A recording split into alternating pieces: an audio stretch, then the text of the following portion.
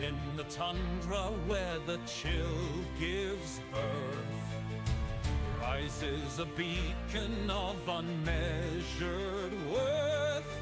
Yakograd stands with its banner so bold, a land of a story that's yet to be told.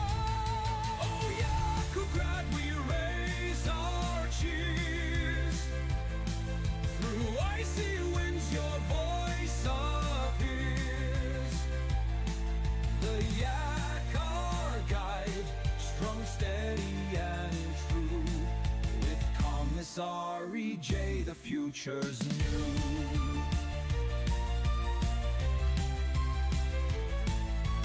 Fields of frost silver, rivers that gleam. Every heartbeat swears to the dream. From peak to valley, our pride won't fade. In the Republic, the greatest is made. Oh, Yakograd, we raise our cheers.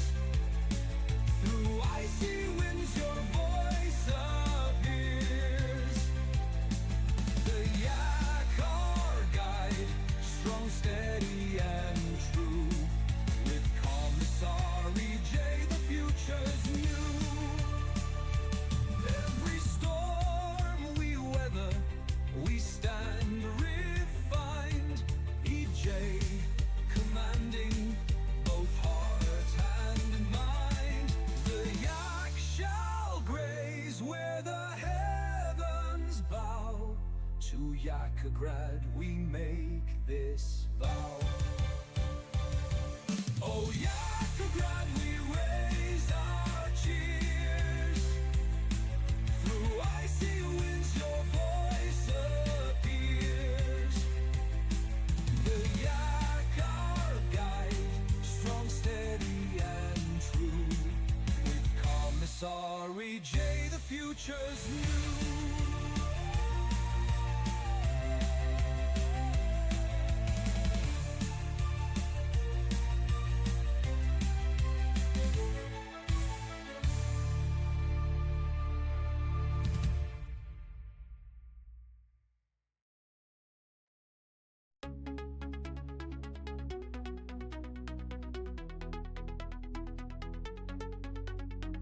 EJ stands for galactic quest. Purple kings put to the test. Jedediah flew so high through the vast and starry sky. Hardcore move, no retreat. Failures never taste as sweet. Science lessons learned in flight. Journey on through endless night.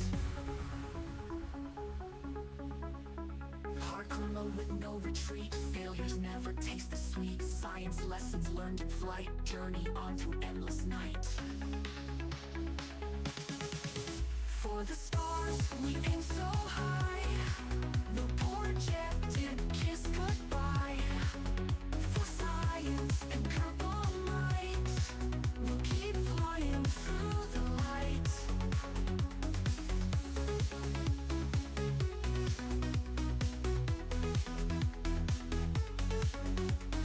Rocket launch with hope so grand. EJ's got the master plan. Thrusters burn to reach the moon. In his eye you see the tune. Orbit dreams won't be delayed. Lessons learned from missions made. Kerbal Kai will forge a path to the stars beyond this path.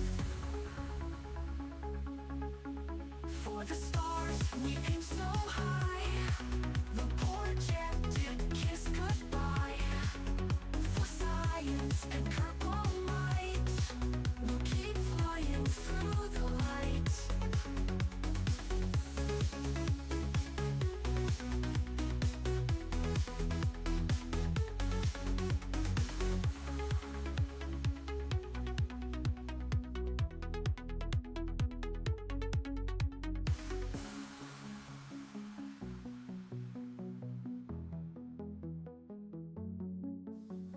Rocket launch with hope so grand. EJ's got the master plan. Thrusters burn to reach the moon. In his eye you see the tune.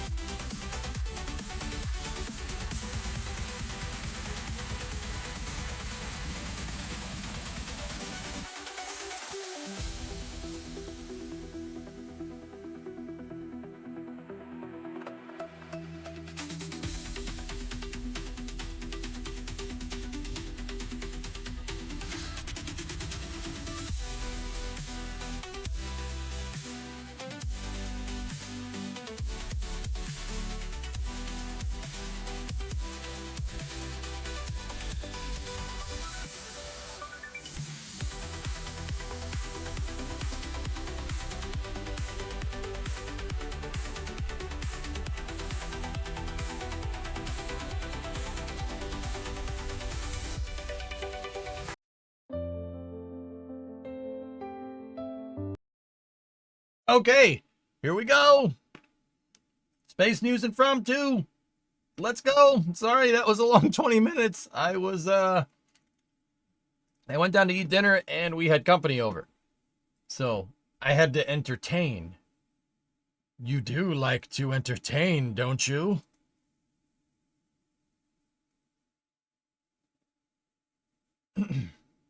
Shattermage, thank you for the raid. I'll say we thought you fell in. Fell in?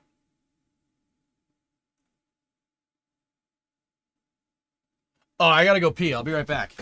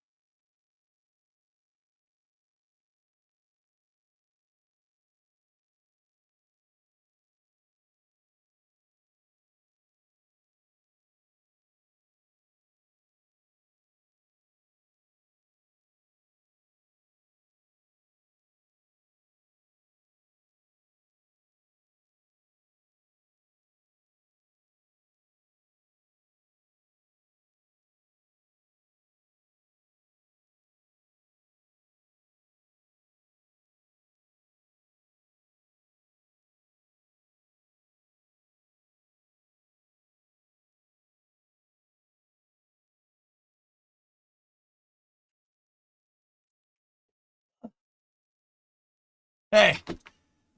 Thanks, Shattermage. Old man bladder already? Whatever. All right, so. Yeah, Wes, it's rocket time. What's up, YouTube? There we go. Oh, wait, he's back. Holy crap. Yes, quite actually. Did you wash your hands? No, I didn't use my hands.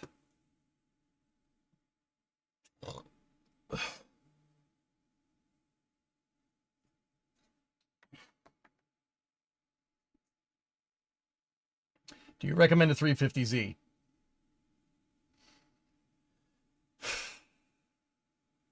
No. No, buy a Mustang.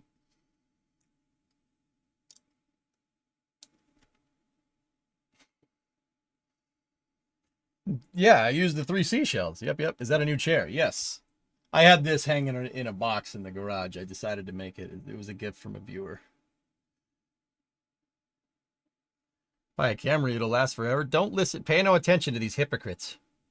Okay? Baron, pay no attention to these hypocrites. I mean, a 350Z is okay. They're pretty cool. They're pretty fun cars to drive. You get a 6-speed out of the box. But the problem is those V-Series engines they got oiling problems, and they like to not oil very well. But, hey, I mean, whatever. With that being said, you take care of anything, it'll last. Yeah, that's right, Tessa. There you go. I already had an S550. Mind that oil pan is damaged and the left engine mount is cracked. You want to trade an S550 for a 350Z? Are you out of your freaking mind?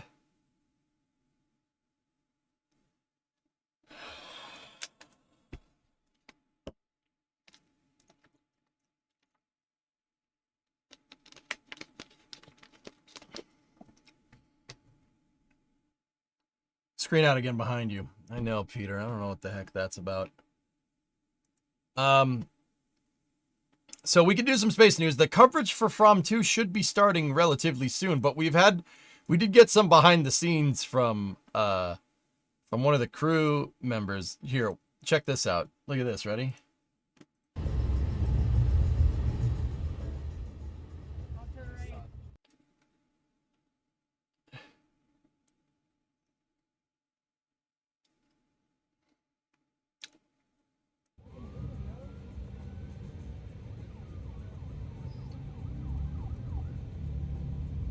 Huh. That is a launch of a rocket while they're going to launch a rocket. That's kind of cool. Hey, that's the Rocket League. You can't park here. Yeah. Let's see. Where are they? Let's see. Expect delays. They got their...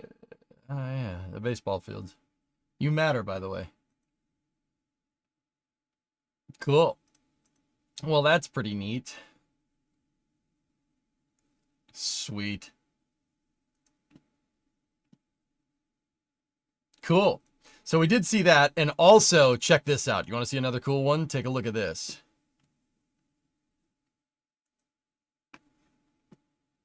Take a look at this one. We wish you a great flight. Good luck. Thank you, Obed. Thank you, Jane. Bye, guys.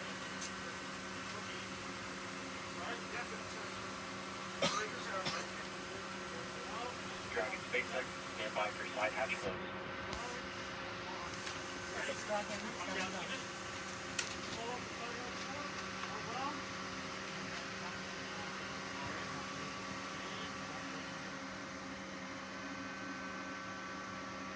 Bruh. Happen with the close. Bruh.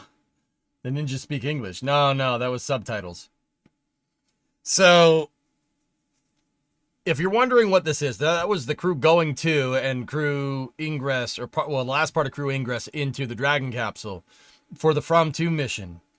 Fram2 mission is the first orbit, the first commercial mission ever, and the first mission ever to go to a polar orbit. Check this out. You want to see the trajectory coming out of the Cape? That's what it looks like.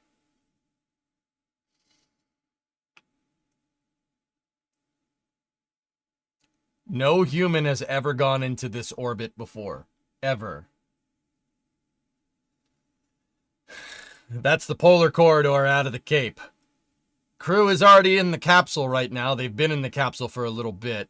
They should be getting ready for fueling, and we should be seeing the stream come up here. Polar from KSC. Yeah, that's the polar corridor. Yep. What are the abort modes for this? Yes.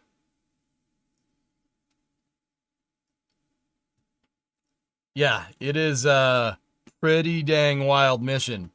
No humans ever gone to this type of orbit before. This is a commercial mission being launched on Dragon with SpaceX. Is this a land or a drone ship landing? This is a downrange landing.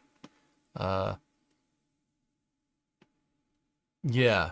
So this is a downrange landing. Booster 1085, landing on a short fall of gravitas. It should be right there. Drone ships usually right around here. You're in abort mode. No. So this is from the upgraded Next Spaceflight app, by the way. The Next Spaceflight app on mobile is quite good, actually. Did you talk yesterday about the rocket that launched from Europe and crashed? I covered it. C-Mac, you were here. Or was that Saturday morning? I don't remember. Yeah, the ESAR footage is pretty crazy, dude, here. But really, credit where credit is due. Oh, Fram2 missions up. Credit where credit is due for them to show everything off here. This is, so here's, oh, can't show that, or can't listen to that. Here it is.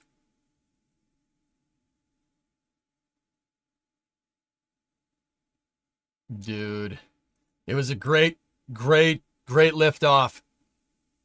Great separation. This was perfect. That's textbook right there. Not bad at all for a first try. That's really good.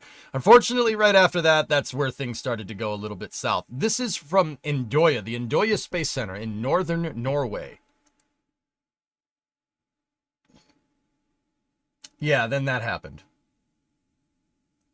Yeah, yeah.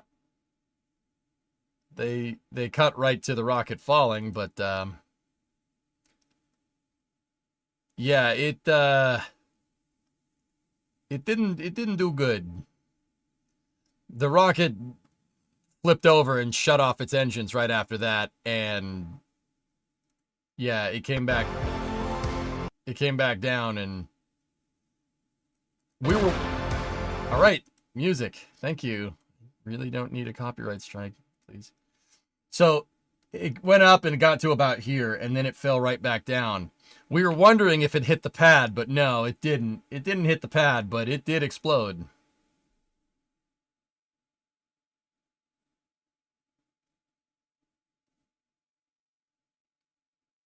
Yeah, it popped. Yeah, it was a good ways away from the pad, but yeah, dude, how about that Endoya Space Center? That's pretty good, man. Yep, she landed in the ocean. Actually, from this angle, I noticed a couple of things. So the payload fairing goes actually into the water, right? The payload fairing goes into the water. It hits the bottom of the ocean because this is really shallow right here. It hits the bottom, and the second stage blows up. And then the first stage, yeah, see, you have an initial explosion right there, and watch, this explosion will get bigger. That's the first stage exploding right there. See? So, ready? Second stage. First stage. Second stage. First stage. Yeah, pretty good. Dude, it hit the bottom. Dude, that's another thing I didn't notice before. It splashed down and then it exploded. I didn't know they were doing a return to launch site landing. Well, the launch site's over there, but yeah, I mean, hey, you know, once again, credit where credit is due to ESARP for them showing this. This is fantastic. I did notice a couple of things as I watched this further. What's that right there? I don't know what that is. It kind of looks like a vernier engine, and it's not on. And then I noticed that the sound suppressor shuts off. It starts going, right? And then it just stops. But anyway, we can talk more about that later. And we'll jump into the Fram2 coverage now. In Antarctica at the turn of the 20th century, Is that John? exploring both That's of John! Earth's poles nearly 100 years ago. In honor of that mission, the crew will be bringing a small piece of the original Fram ship with them to space. It's fitting that this mission is connected to those early explorers because that is, of course, what SpaceX is all about, exploration. Oh, okay. Man. That's exactly what the Fram2 crew will be doing as they pursue their mission goals. They will be the first crew to view and capture the Earth's polar regions from low Earth orbit. Interestingly, the North and South Poles are not visible to astronauts on the International Space Station or to most modern human spaceflight missions. So this crew will be getting a truly unique view in space. Very unique. To achieve this, Fram2 will launch into 90-degree circular orbit to the south from Florida, flying over Miami as well as Cuba and Panama, and just west of Ecuador and Peru. And that means that the teams are taking into account high altitude wind speed and direction in the unlikely event Dragon would need to perform a launch escape with its Super Draco engines. SpaceX, you are go for The launch team has implemented new wind rules to ensure Dragon remains offshore in any launch escape scenario, including flight further downrange. 5 preparation of LES farming of 4.100 launch preparation. We're hearing a little bit of discussion to the crew right now as we're inside the 1 hour mark, just giving them some heads up on upcoming events. So that's section 5. Now, if we did have an escape needed in flight, Dragon would fire its Super Draco engines to either overshoot land or to slow down. And these are known as prograde and retrograde burns, and they would ensure a water landing. And further downrange, Dragon could also turn sideways to perform an out-of-plane Super Draco burn that would push Dragon west into the Pacific Ocean. And separately, the southerly trajectory is also driving a partial boost back of the first stage booster, which we'll talk a little bit more later in the webcast. That was them, Tessa. Now, inclination is defined as the angle of the orbit relative to the equator. A 0-degree inclination is right over the equator, whereas 90 degrees is right over the poles. Now, the closest any astronauts have come to this was during the Soviet Vostok and Voskhod missions in the early 1960s, and that included Yuri Gagarin's flight. Yep. Now, those missions flew to about 65 degrees inclination. NASA's space shuttle flew one mission to 62-degree inclination in the 1990s. Fram2 is go for launch. Okay. Crew's reporting. SpaceX copies Fram2, go for launch. Fram2 crew giving a go for launch as we slowly get closer to T0 in 55 minutes. So one thing about that trajectory over the poles, Depends, the Logan. crew is going to truly go where no one has gone before. Yeah, he said the thing. During the course of this mission, said the the crew will thing! observe Earth's polar regions at an altitude of approximately 440 kilometers. Now, at this altitude, Dragon will fly from the North Pole to the South Pole in just 46 minutes and 40 seconds. Now, this unique mission is being undertaken by an incredible crew. The mission is being commanded by Chun Wang, an entrepreneur and adventurer. Chun's goals for this mission is to highlight the crew's explorational spirit, inspire the public, and advance research in space. And there he is at 90 degrees north, where soon he'll be flying over. And joining him on the mission is a crew of international adventurers, and that includes Norway's Jannicke Mikkelsen, which is Fram2's vehicle commander, Australia's Eric Phillips, serving as mission specialist and medical officer, and Germany's Rabia Roga, who is Fram2's mission pilot. What a great crew. This is killer. We're now dude. at T-minus 54 minutes, is 10 killer. seconds and counting. Let's take a look at the crew's day so far and check in on where they are now. Now, at this moment, the crew is currently seated inside of Dragon, completing their final checklist before liftoff. But the crew started their day by waking up and doing their first medical checks of the day. They were then transported to their first meal of the day, arriving at Hangar X at about T-minus 5 hours and 22 minutes. Then at about T-minus 5 hours and 17 minutes, they had a chance to see their families, have their first meal of the day, and then say their goodbyes. After that, just under Wang 4.5 funded this hours before launch, well. they began the drive to the suit-up facility. That takes about 20 minutes. At T-minus 3 hours and 50 minutes, they received their final pre-launch briefing from Mission Control, as well as the very important weather briefing. And then finally, just inside of T-minus 3.5 hours, the SpaceX closeout team began helping the crew suit up in the suit-up room at Launch Complex 39A. And at T-minus 3 hours and 5 minutes, the four crewmates walked out of the suit-up room, which you can That's see right by the there on pad your right there. screen. And they waved some goodbyes before they got into their Teslas and headed onto the launch pad. And there you can see them jamming out to some music there. It was a very short trip, just about 5 minutes from the suit-up facility to the launch pad. And at T-minus 2 hours and Why didn't 55 you show minutes, this? they arrived at the pad and ascended the tower and made their way to the crew access arm, where they signed the wall in the white room, which you can see there on your screen. We see the first two members signing, and then the other two members of the crew come down the access arm. And at T-minus 2 hours 45 minutes, the crew began to ingress Dragon and take their seats. It started with the mission commander, Chun Wang, and the mission pilot, Rabea Roga. They were followed by vehicle commander, Jannicke Mikkelsen, and Eric Phillips, the mission specialist and medical officer. After all four crew members were seated, we did the comms and suit leak checks, and then we did the seat rotation into the launch configuration. That finished at T-minus 2 hours 29 minutes. About 10 minutes later, the SpaceX closeout team closed Dragon's hatch and performed the final leak checks. Next major event coming up will be T-minus 42 minutes. The crew arm will retract away from the vehicle in preparation for propellant loading. Yep. And then onward to the launch.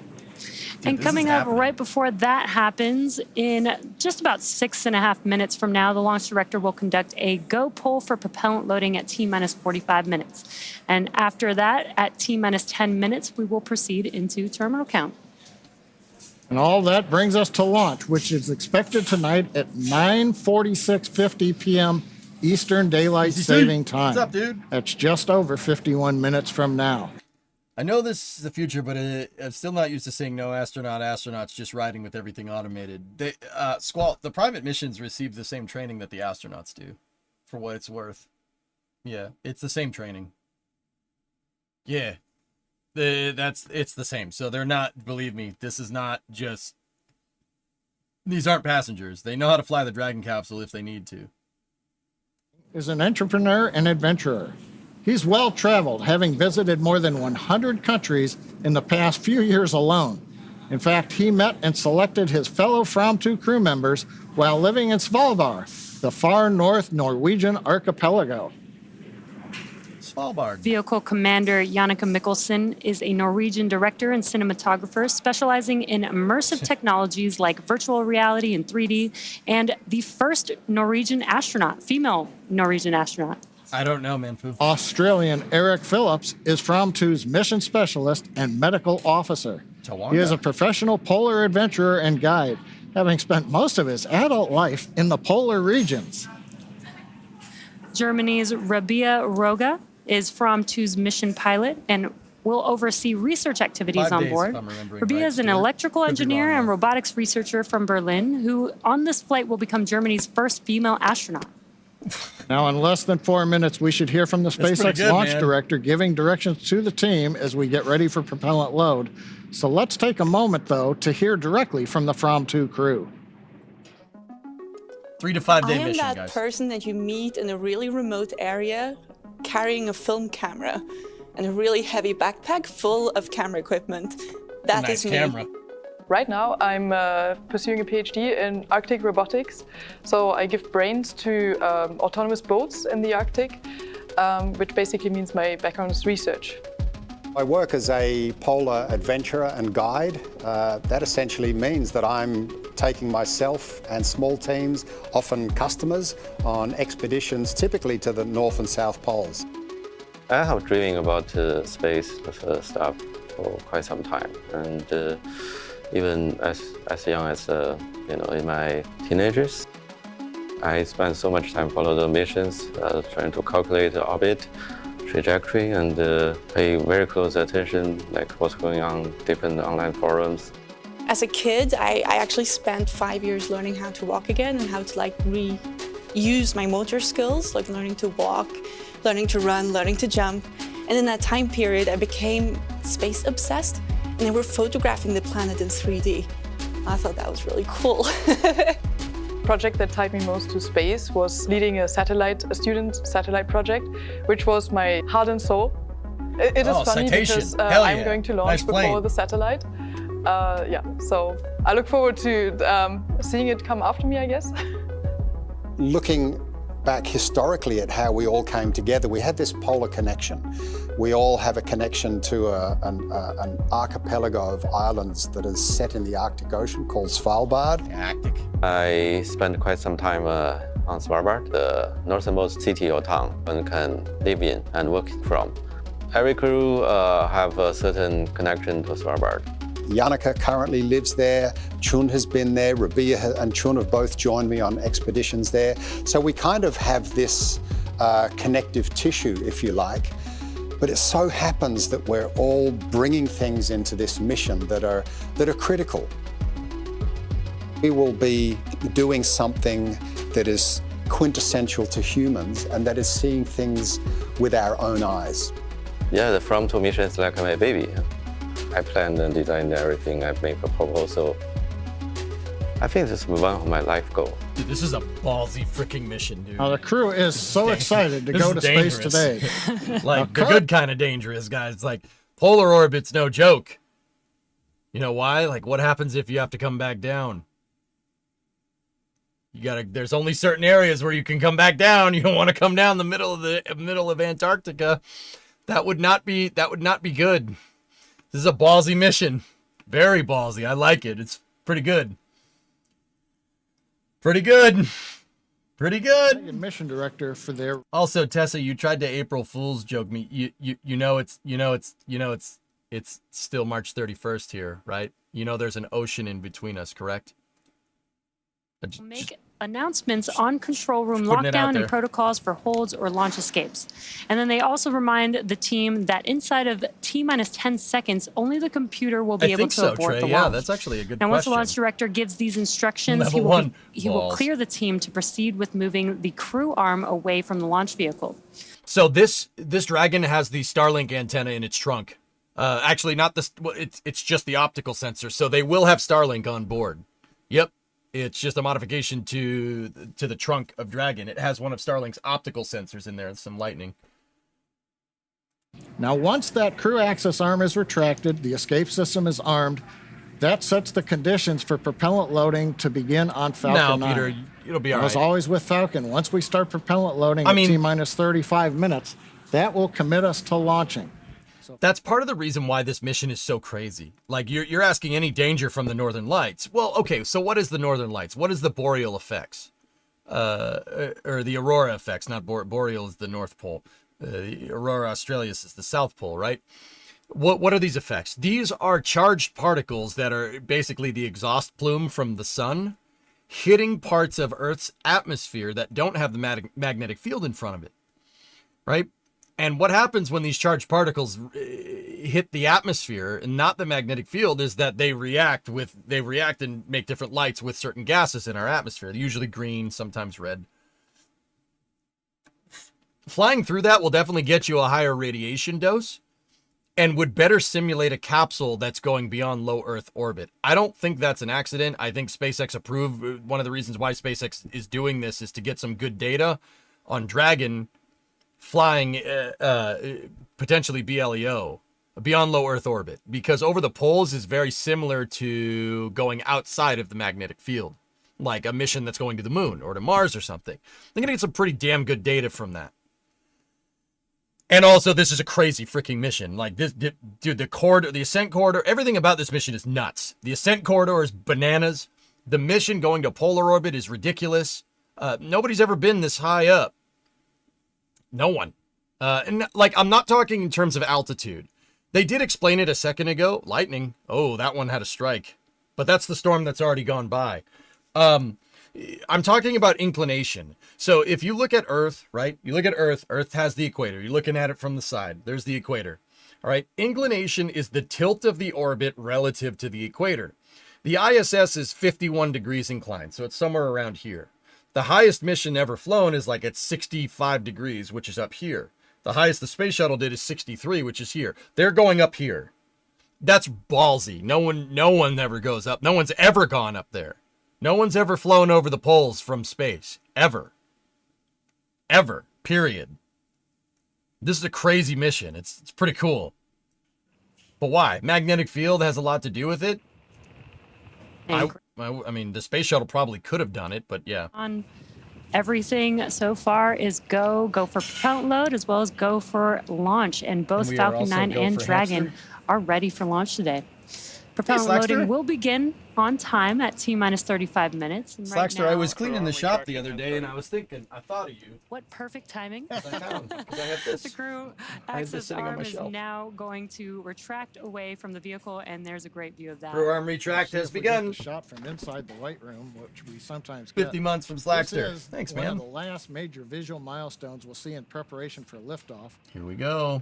Oh, that's sick. Retracted, and there's a view from inside the White Room. Dude. As we are moving away from Dragon. You can see the spacecraft there on top of the Falcon 9. Once we get retracted, we'll also hear the call to arm the launch escape system. Once that's confirmed, we will then wait for the T-minus 35 minute mark, 7 minutes from now. Storm's gone by, That'll all begin systems. F9, Falcon 9 propellant loading. Now, the day began for the Fram2 crew members with suit up a couple hours ago. This is 39A. And the crew also has their tablets, which provides them with all the information that they'll need for the mission. Shortly Crew after. arm retraction is complete. Okay. Good call out. Next step is launch escape system arming in preparation for We should hear the fueling. LV tell the MD to go ahead and arm escape system on Dragon next.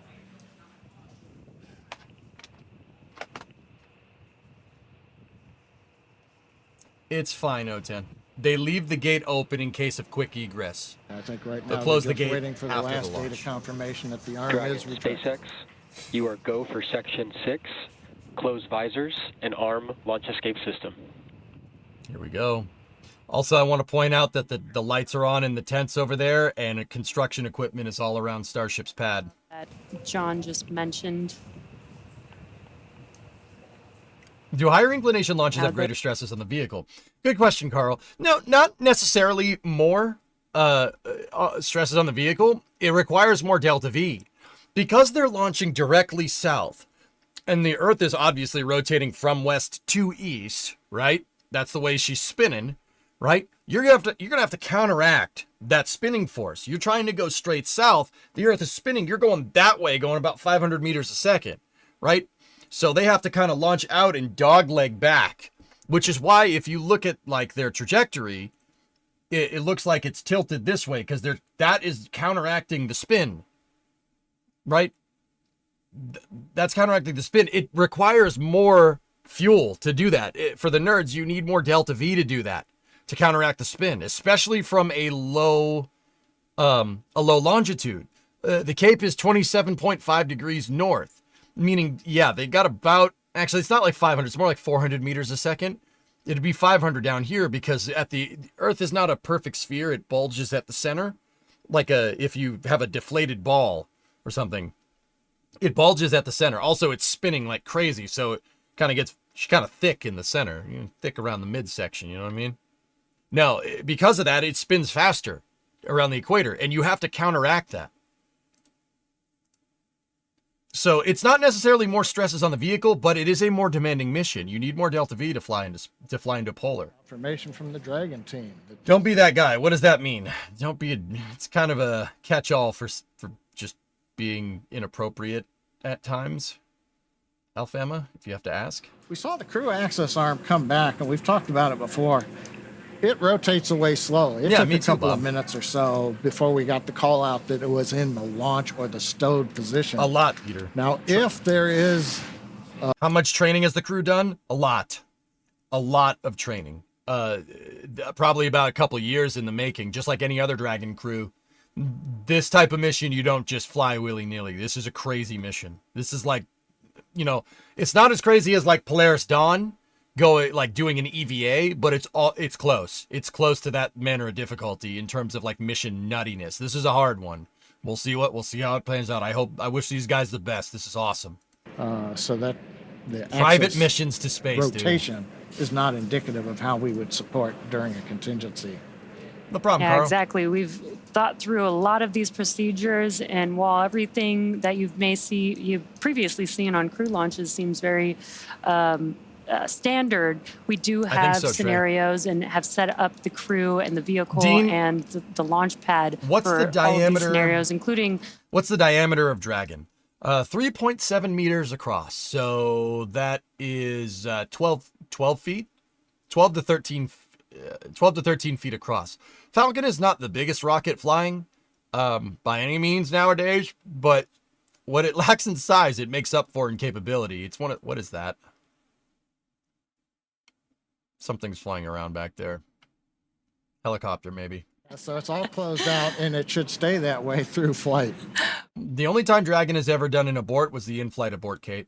That's a fancy acronym for bugs. Now, you may have noticed a moment ago when we had the view out over the ocean. Yeah, listen to John. Some flashes of lightning. Expect loud venting from the vehicle in 30 seconds. Yeah, that announcement, loud venting to the crew. I agree, spoiled. That's as we're getting the Falcon 9 ready to begin loading propellant into the tanks. Yeah, and you're going to hear these kinds of call-outs. The crew is inside of Dragon, so they can't see what's happening outside of the vehicle. But they do hear a lot of sounds that are going on as the vehicle is preparing for liftoff. So the Falcon 9 tanks are venting for the start of propellant load. We're right on time, inside T-minus 37 minutes. Yeah, so the Corps is announcing these events so that the crew is aware of what's going on with it. Give them situational awareness, or SA as we call it. Yep. Now, right now, we're waiting for Falcon 9 propellant loading to start. That's our next major event in the countdown. We'll hear the call out on the countdown net that launch auto sequence has begun, and the crew will be informed of that by the launch director. So we'll begin with loading fuel onto both stages, both stage 1 and stage 2, as well as liquid oxygen onto the first stage. Now, that second stage fuel loading finishes fairly rapidly. The fuel tank on second stage is not as large compared to first stage. So we will actually finish that in several minutes, and then we will begin loading liquid oxygen onto the second stage. Now, as we wait for another minute for the start of propellant load, I was talking about the lightning we saw. We've had lightning in the area. We had a front just go through, and before we came onto the webcast, we were violating multiple rules. Lightning, anvil clouds, thick clouds, electric fields. All of those are slowly going away. The front is quickly moving to the east, but you're looking at lightning that is actually heading away from the launch pad. Yep. And the launch weather officer at Kennedy Space Center, Cape Canaveral, is telling us that there's nothing behind this front. So fingers crossed, but we expect right now the weather will cooperate. But as a reminder, when we start loading propellant in 20 seconds, that's going to commit us to the T0, and that'll be our only chance for this evening. Yep. Yeah, John. A polar orbit is going to require an instantaneous corridor just because of where it's going. You launch it any later, it'll be in perpetual night. The solar panels won't work. Launch it any earlier, the capsule could overheat in this type of orbit because you could be in perpetual sunlight. That's what I mean. This is a dangerous mission, dudes. This is a ballsy one. I know it doesn't seem like it because we just got it seems like, we just watched Crew 10, Crew 9 come back, Crew 10, etc., right? But this is a ballsy mission. It's pretty cool. Yeah, they're going to be riding the Terminator line on purpose for that exact reason. Yeah, they'll basically be in perpetual sunset. They're going with the solar Terminator. That's the other reason why they have an instantaneous window. Off. Dragon was loaded with its propellants about a week and a half ago. Could Dragon go out to lunar orbit? You'd need a bigger rocket, Fluffy. Hey, Pete, what's up, man? 63-month resub. Rocket Day. Dude, there's an Aussie on this one. Yeah, an Aussie riding left seat. And nitrogen tetroxide, or NTO, for the oxidizer. Together, these propellants feed the Draco engines that maneuver Dragon on orbit, as well as the 8 Super Draco engines that would power the launch escape system. This is awesome, in an abort dude. scenario. This is such a cool mission. I'm getting hyped, dude. I'm getting pumped up just thinking about it. This is really cool. Huey in space. How you gonna do that one, mate? Yeah, Like the guy riding in this those seat, the abort seat that's scenarios, closest those to 8 us, Super dude. Draco engines inside Dragon are ready to be used should they be necessary. No, Goalie. I'm pretty sure if they're riding the Terminator line, no need for a Now, roll. we've talked about Just both keep of the radiators vehicles that are into going to the dark take and the the solar crew panels into the to light. space, but let's bring it back to the crew. To prepare for today's flight, our teams at This guy SpaceX right spent here. the last several months working with the crew as they learned about orbital mechanics and how to live in microgravity. SpaceX's civilian crews go through the same rigorous training as astronauts on SpaceX's NASA missions. Now, the training program includes nearly 100 different lessons covering all aspects of the flight. It's cool, right? The team also spent time at the launch pad working through emergency procedures that would be necessary in the unlikely event of a pad abort scenario. The crew participated in additional training activities, including a wilderness trip in Alaska, to ensure they were all well prepared to face close quarters and harsh conditions before going off into space. Now, this included 5 days of sea kayaking and camping, working as a team with limited basic resources and in very challenging conditions, also known as getting comfortable in uncomfortable environments. And all of that has helped prepare the crew for their first journey to space. All right. The crew also trained extensively on the research they'll be performing in space. And to tell us all about that, we'd like to welcome Marissa Rosenberg to the show. Marissa is a senior medical research engineer at SpaceX and is on the team here helping to bring all of this great research to space. Thank you so much for joining us, Marissa. Thank you for having me. Now, as with all of our private astronaut missions, there's generally a lot of science and research that is going to be conducted in space, and Fram2 is no exception. I understand that we've got, I think, about 22 experiments that we're going to be conducting over the next 3 to 5 days in orbit. Can you talk to us a little bit about some of the more involved or interesting ones? Yeah, absolutely. When I first sat down with the Fram crew and asked what kind of research they were excited about, they really emphasized exploration. And so we found a lot of things that are firsts and are also going to help us on our way to explore the universe.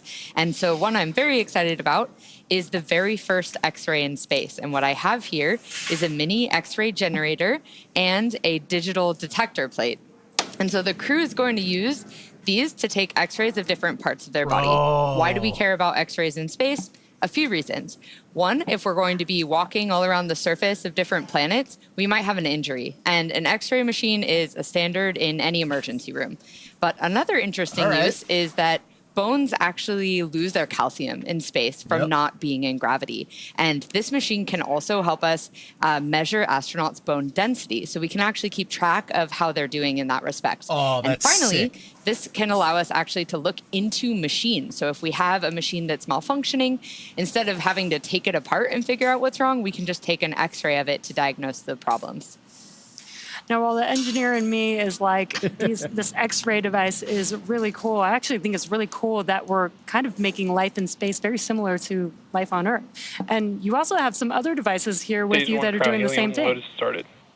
Yeah, absolutely. One thing I'm very excited about is that we will also be doing the very first exercise in Dragon. Now, Dragon is a smaller volume, so we have to get kind of creative with exercise.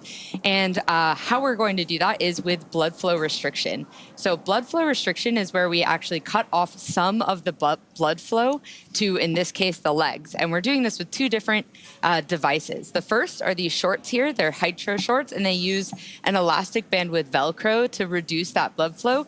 And the other are these Delphi cuffs that use an inflatable cuff to actually control that blood flow. And what this does is a force multiplier for exercise. So by reducing the blood flow, it tricks your muscles into thinking that you're working harder than you are.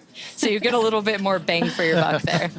I don't know, exercise. I don't want to talk about exercise. I actually want to go back to the x-ray device. When I go to the dentist and they do my dental x-rays, they put a big lead apron on me and everybody leaves the room.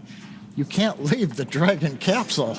So what are you going to do when you take x-rays in Dragon?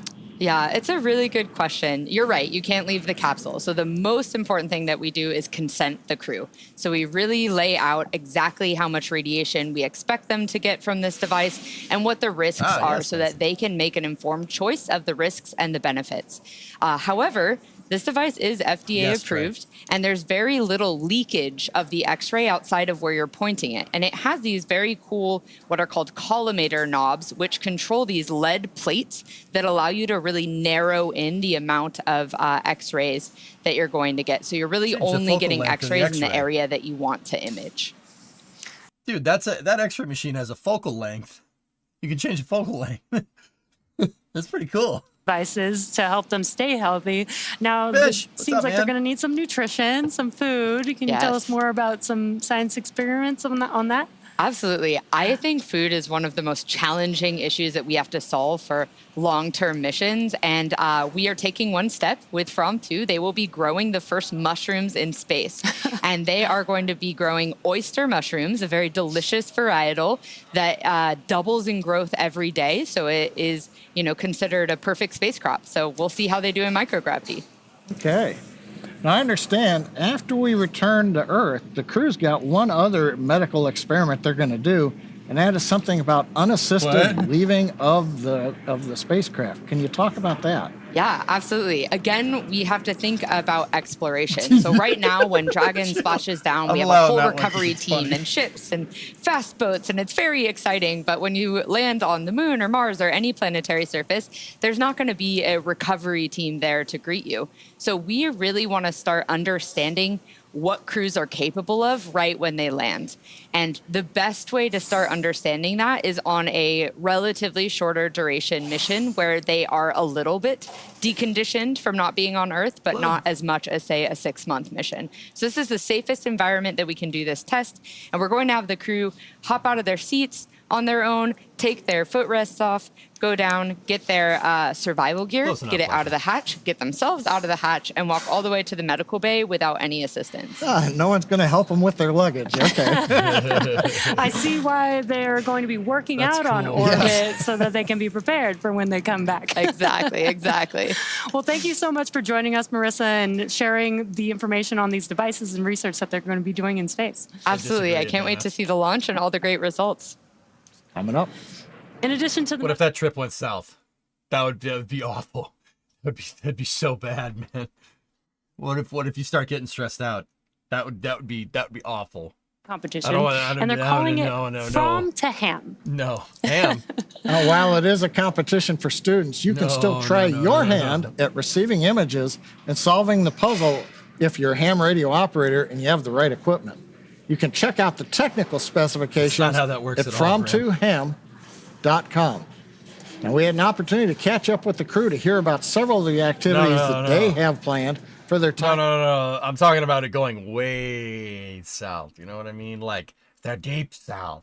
All right, anyway. Australian polar adventurer, explorer. I've skied 4 new routes to the South Pole. These are expeditions that I've planned myself. I've looked at satellite imagery of these glaciers that have never been traversed before. And I'm going to have the opportunity as we fly over Antarctica and see those routes from above. The primary goal of this mission is the observation, polar observation. There have been humans flying into space since 1961, and nobody's seen the South Pole, North Pole, extreme polar regions from orbit yet. We will be doing something that is quintessential to humans, and that is seeing things with our own eyes. It's my curiosity, like for years, what's Antarctica really like? We don't know what we're going to discover. We are exploring a part of planet Earth from space that has never been explored. As a cinematographer, I'm excited about filming the aurora. That is a visual indicator for us to understand a lot about space weather. What does the aurora consist of? What's the density of aurora? And actually flying through the aurora, capturing this in both 2D and 3D. Crazy. What I'm looking forward to do in space, looking forward to the research that we are going to do on orbit. I would say we have 2 main themes. So one is how do people adapt to extreme environments? Based on that, how do you increase the access to space for anyone medically without being a superhuman as in the olden days? I think astronauts before us were absolute heroes, right? But then it should shift from that to Thanks, man. How does anyone go into space? I'm super excited for a ham radio competition that we will host. The idea is that we have different pictures of locations on Earth in the polar regions, which are also of relevance to polar history. But then we cut them up, mix them up, and we're just going to send them down through the radio, and people have to puzzle them together in international teams. Another thing that we plan to do in space is that we're bringing a synthesizer, and we want to sample some sounds that we can hear in space, some of the thrusters firing, for example, and integrate that into one jam, I think, which would be pretty cool. We know that photographs of the Arctic and Antarctica are available on Google Earth and through satellite imagery, but to see them from orbit may reveal things about these 2 areas, the Antarctic and the Arctic, that we have previously not known. Some people may think it's a tourist mission. I don't mind that. It's up to you to define what's a tourist mission, but for me it's an exploration. Very based. Dragon is the first private spacecraft. The more I hear Chun talk, the more I like him. That guy's cool. Turning significant amounts of cargo back down to Earth. I hope the crew will spend all their time in the pressurized section, which is the top portion of the spacecraft. This area allows for the transport of people in environmentally sensitive cargo. Dragon's trunk, which sits below the pressurized section, can carry unpressurized cargo if needed, and it remains attached to Dragon until shortly before re-entry into Earth's atmosphere. Now, we mentioned earlier in the show that this will be the first West Coast recovery with crew. This change was made to allow for the trunk to remain attached to Dragon through the deorbit burn, and then it will ensure that it falls safely into the Pacific Ocean. I'm getting hyped, man. I'm getting hyped Like the Falcon 9 first stage, Dragon is also reusable. This will be the 4th flight for this Dragon named Resilience, which most recently supported the Polaris Dawn mission last year. And just like on Polaris Dawn, the Fram2 crew will have access to high-speed internet in space via the Starlink network. Dragon is carrying what we call a plug-and placer, a device that is linked to a Starlink terminal in Dragon's trunk, which is connected to a router, providing Wi-Fi for the crew. The placer is responsible for establishing and maintaining a laser communications link with Starlink satellites, which will be in orbit with Dragon. Dude, this is some Jules Using Verne this hardware, stuff Dragon will here. attempt to talk to Starlink the same way Starlink satellites talk between themselves, which is with lasers. Now, over the last 5 years, and not including Fram2, Dragon has supported 16 human spaceflight missions and flown 62 crew members representing 14 countries. Through the Axiom, Inspiration 4, Polaris Dawn, and Fram2 missions, Dragon is helping lay the groundwork for deep space exploration, rapidly expanding our knowledge of how humans can adapt, live, and work in outer space. I had a feeling that Dragon has what proven they're to be doing here. quite a versatile spacecraft. It can autonomously dock to the space station when outfitted with the ISS switch off docking Space adapter, News? which you can see on your left hand of the screen. Dragon can also be configured with hardware to support a spacewalk, which made its debut on the Polaris Dawn mission last year, and you can see that on the right hand of your screen. And in free flyer mode, in the center of the image, that's the docking adapter removed, swapped out for a cupola, and that's as it's configured for the Fram2 mission. And right in front of us, this is actually a mock-up of the cupola right here. It's essentially a... Come on back now. Hello, Sarah. Oh, Sarah. Now, the cupola first debuted during the Inspiration 4 mission in 2021. Now, Dragon does have Stage other 2 RP1 load is windows on the sides of the spacecraft that the astronauts can use, but they're a lot smaller. Dude, that's Sarah Gillis. She was on Polaris Dawn. She flew on the Polaris Dawn mission. With the space station or doing a Pretty spacewalk. cool. And being surrounded by a glass dome is probably the closest feeling you can get to being Is she out stuck in in there? space without going outside of the spacecraft. And Fram2 will be the second crew to experience Dragon's cupola while in orbit. Here's a little bit more from the SpaceX team on developing the largest window in space.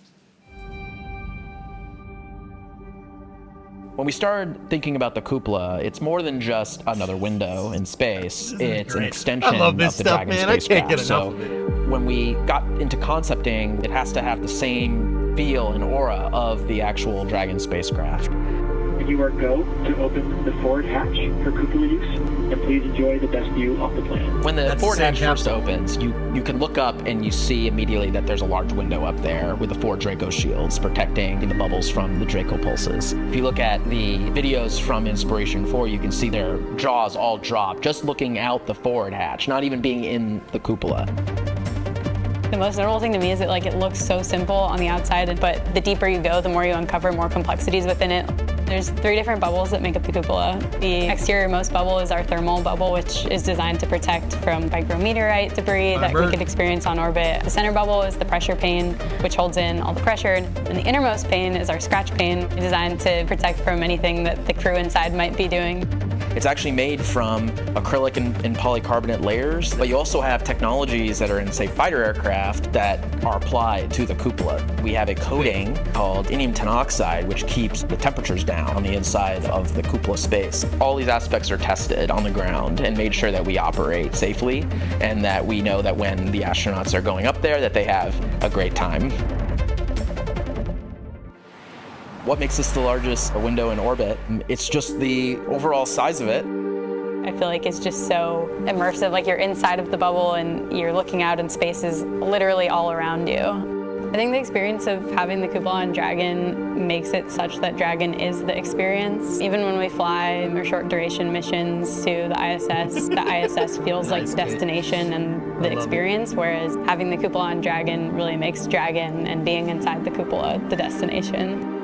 When you get into the cupola, it feels almost like you're on a spacewalk. The Earth all around you, the stars, sunrise, sunset, getting up in there and, I've never and seen looking some of this out footage is a before. one-of-a-kind experience.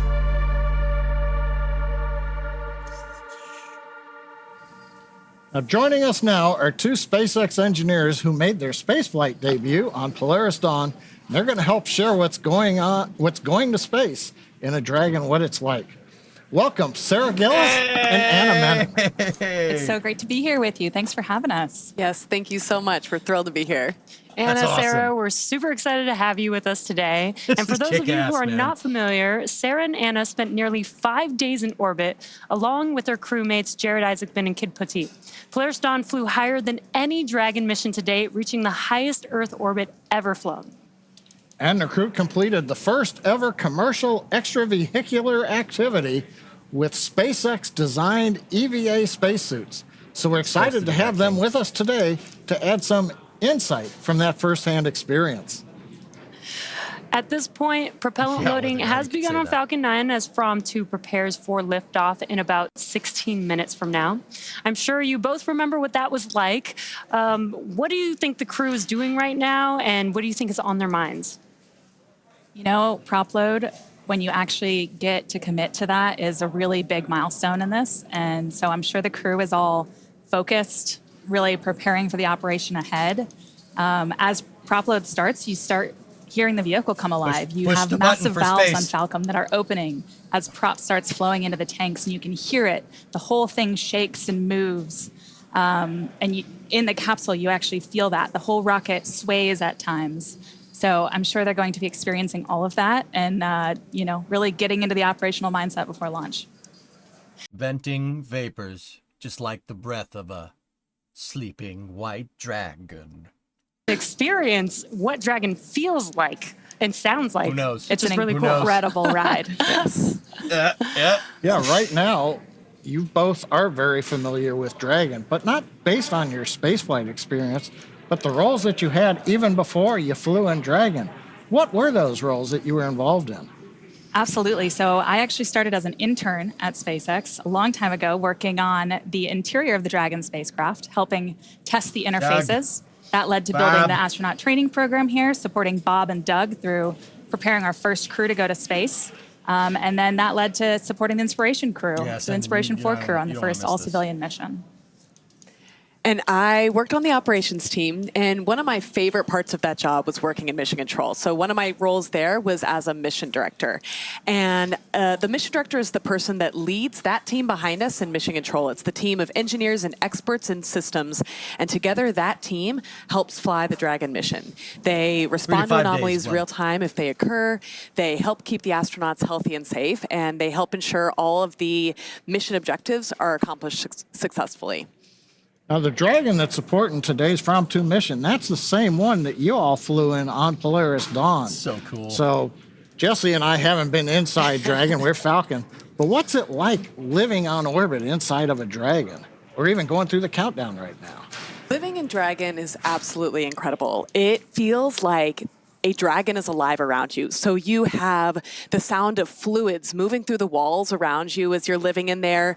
You hear valves opening and closing, and periodically you hear the Dragon Draco thrusters firing as Dragon works to keep attitude control. And then also when we do burns, it's a whole melody. And so it feels like it's alive around you. But then on top of that, you are getting to float in this 3D environment. And that means that you get to really use all of the surfaces around you. You get to use the ceiling, the floor, the walls, and you get to really float around. But I think what's really exciting is that this Fram2 crew gets even more space than we had. They have the cupola, so that expands their 3D environment and also provides them this really spectacular view of our planet. I cannot wait to see the imagery that they get to share with us through that view. I like how you said the melody, and it's right at the shot of you with the violin. Yeah, baby. Cupola versus Skywalker, Is there a Dragon you'd like to fly in? Oh, man.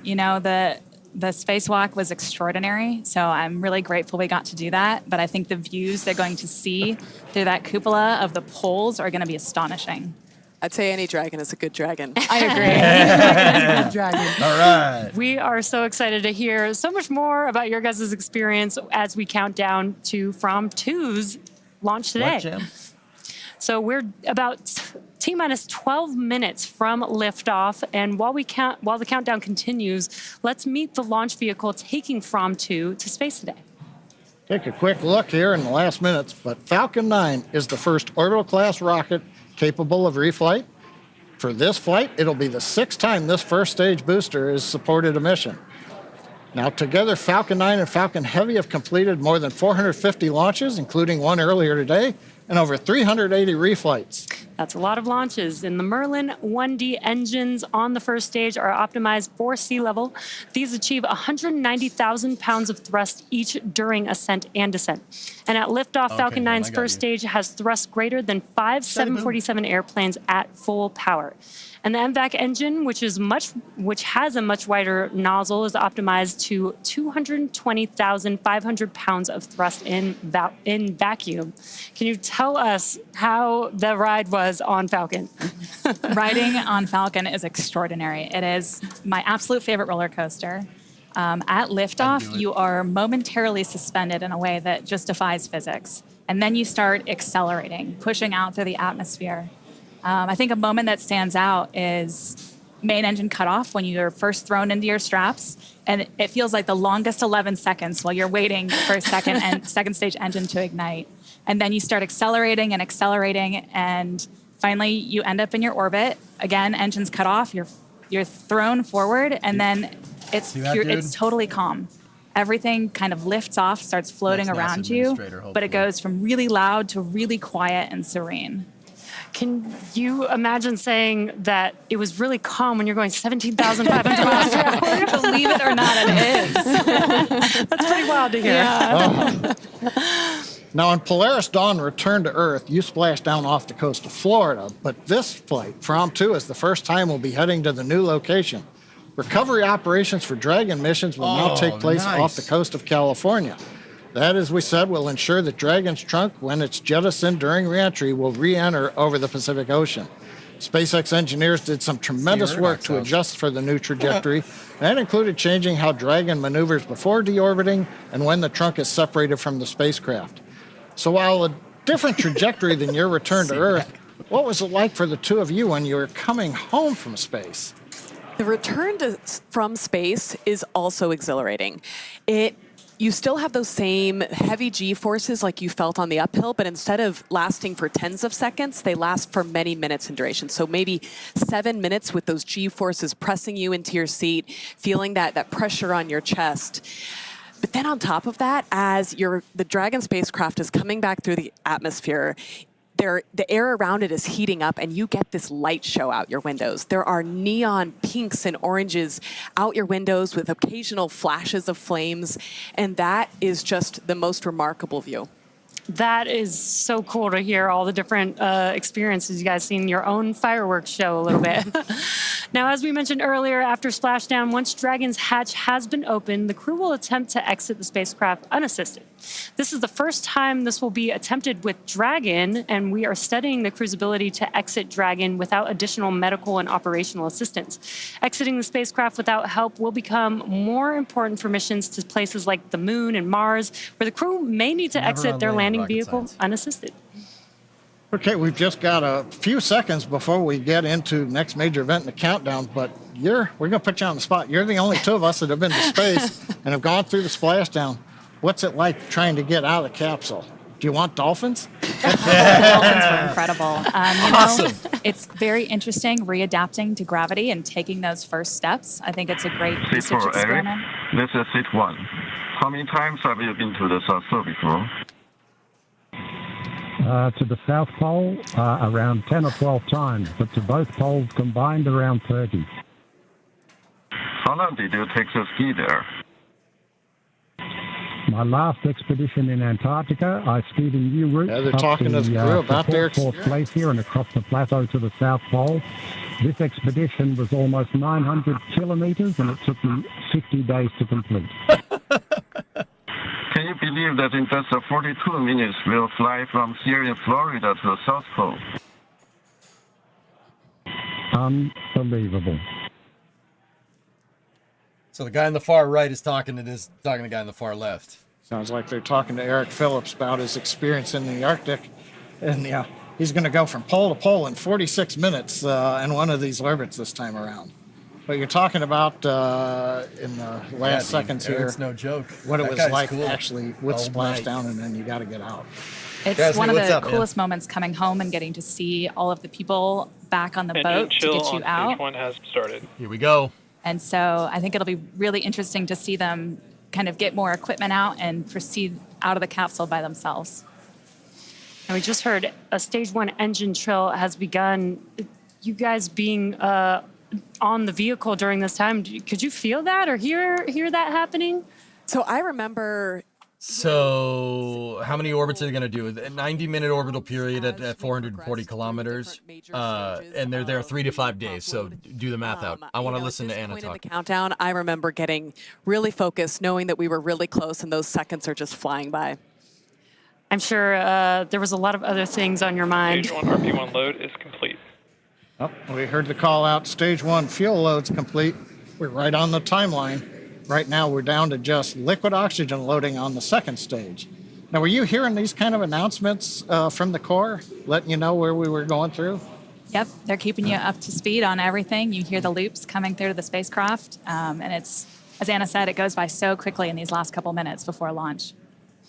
Yeah, and we are just under a minute away from the Dragon vehicle transitioning into terminal count. That's where the internal flight computers will take control of Dragon.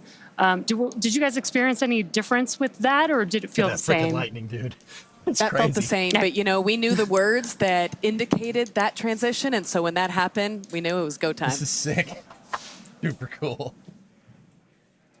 Okay, T-minus 5 minutes, 23 seconds and counting. As we were just mentioning, we're coming up on the announcement to Dragon to configure for terminal count. We'll also be going to internal power on the Dragon spacecraft. So we're going to listen to the call out from the Dragon team and the core as we get through this next milestone in the countdown. T-minus 5 minutes. Falcon 9 tanks are pressing for strong back retract. So the next thing is the Dragon is in configure for terminal count. the clamp arms right here. See this thing? Great news. gonna The open strong up, back that and you the heard strong called back out will there move that is way. the transporter erector, That which way. you can see on your screen just to the right of the vehicle. The trajectory is Now, nuts, Mutter. what's going to Absolutely happen insane. is the clamp arms are going to open up first, and then the strong back, or the TE, is going to begin to retract away from the vehicle, just about 2 degrees. And you could see it's very slow on your The screen. strong back is retracting. Good call out there, but you could see on your screen the clamp arms are beginning to open up. Again, watch once those right are here. fully open, that makes way for the TE to move away from the vehicle. And we heard the call out. We're pressurizing for strong back retract. We increased pressure into the Falcon 9 tanks, essentially stiffening the rocket so that we are then ready to open the arms up, release the load. Falcon 9 right now is standing free, except There's it's held one. down by arms at the very bottom of the Falcon 9. Oh yeah, we got to But run you the can see ads. the arms around the second stage, which is Guys, I'm gonna run ads. I hate running ads. Ads are intrusive and they're really freaking annoying. I don't want you to get them if you're not subscribed. I don't want people getting them during the ascent, so you can get a good uninterrupted view of what's going on. With that being said, I hate ads. I'd rather make less money, to be 100% honest with you. But I'm gonna run it so people that aren't subscribed can get a good show. So I'll see you on the other side, Ray.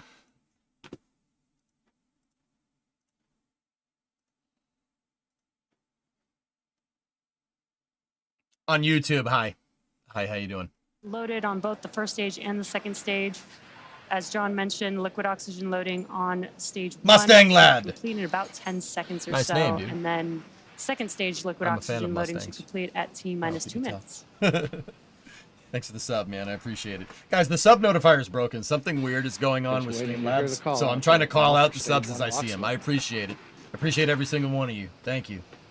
And even the people that are here that aren't subscribed, dude, you give me your time, and that's more than I could ask for. So I appreciate it. Stage 1 lock float is complete. Let's enjoy this freaking All launch. right, Let's we've got go, a good baby. launch This is load sick. on first stage. I love it. Terminal count and is on internal power.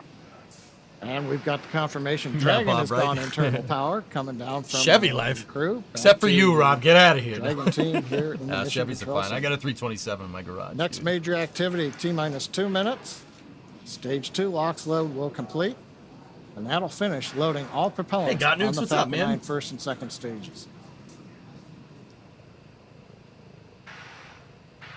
Nah, man. When there's a lot of God nukes, hope I'm enjoying the mayhem of the We world. do No, no, have no, no, a no, no, no, no. crowd building up I here in front of escaped Mission the Control. mayhem with rockets. We escaped the world with rockets. See what I did there? See what I did there? It's a thing. Anyway, Stage 2 lock float is I'm good, man. Everything's Right, great. right on Look time. at this. Look at that Yeah. lightning in the background. That's a Getting storm that's pretty already gone exciting by. here as we get Dude, it's just so under sick. A couple It's minutes so away cool. from liftoff. Now Almost that time to propellant ride loading is the complete, lightning. That means that Dragon is in auto idle. Tech.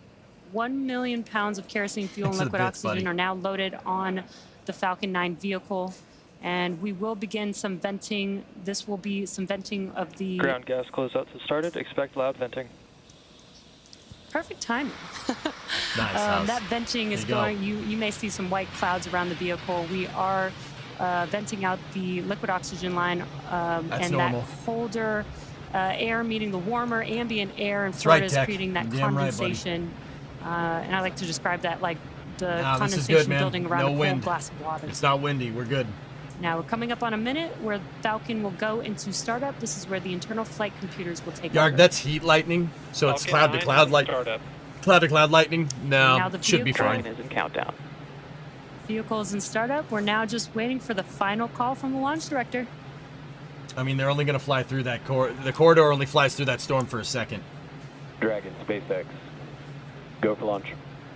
All right, here we go, guys. And great news, we Falcon are 9 is go in for startup. launch. Mission director reports SpaceX go. Dragon, Fram2, go for launch. Okay. And heard one call T-minus from the 30 crew. seconds.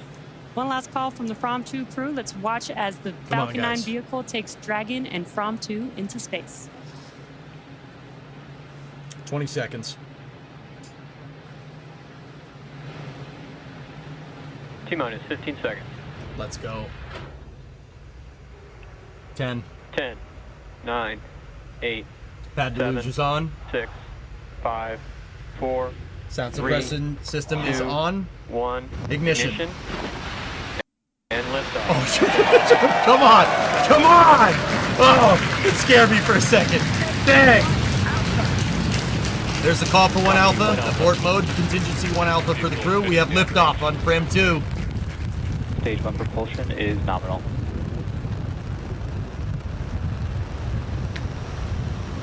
It's out of 39A at Cape Canaveral, Brett. Yep. Should get a call for power and telemetry here at T plus 43 seconds.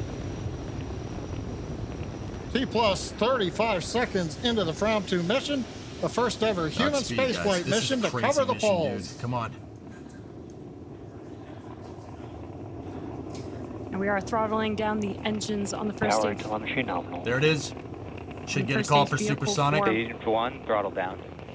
Entering the throttle bucket. Oh, it's perfect timing with these callouts. We dropped down the engines Max Q. for max Q. Maximum and there's dynamic max pressure. Q. It's the maximum dynamic pressure that the vehicle Falcon sees 9 on is ascent. supersonic. There's the call for supersonic. Confirmation we're supersonic. We're preparing to throttle back up on first stage Merlin engines. Stage 1, throttle up. Okay, out of the throttle bucket. Confirmation, we're back up on power on the 9 Merlin 1D engines. Stage 1, Bravo. 1 Bravo call. 1 Bravo Copy, called out 1 by Bravo. the crew. That means if there was a need for an abort with the first stage now emptying itself of propellant, Dragon would fly a different profile than if, say, right off the pad we had initially. Waiting for the MVAC-D chill call. I love this stuff, man. MVAC chill is Makes me underway. so happy, dude. Come We're on. beginning to chill the second stage engine in preparation for its ignition, coming up in less than a minute from now.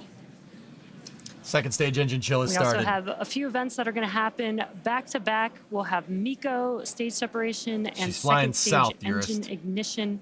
Miko is main engine cutoff. That's Dude. where we will shut down all of those Look at 9 that engines, dog which leg. you're Look at the seeing plume. there, The plume's turning. on the first This stage thing is vehicle. doing this. It's Stage drifting 1, up throttle into down. space right now. And we've got Holy a cow. live view of the crew on the vehicle at this moment, Dude, which that's- is really cool.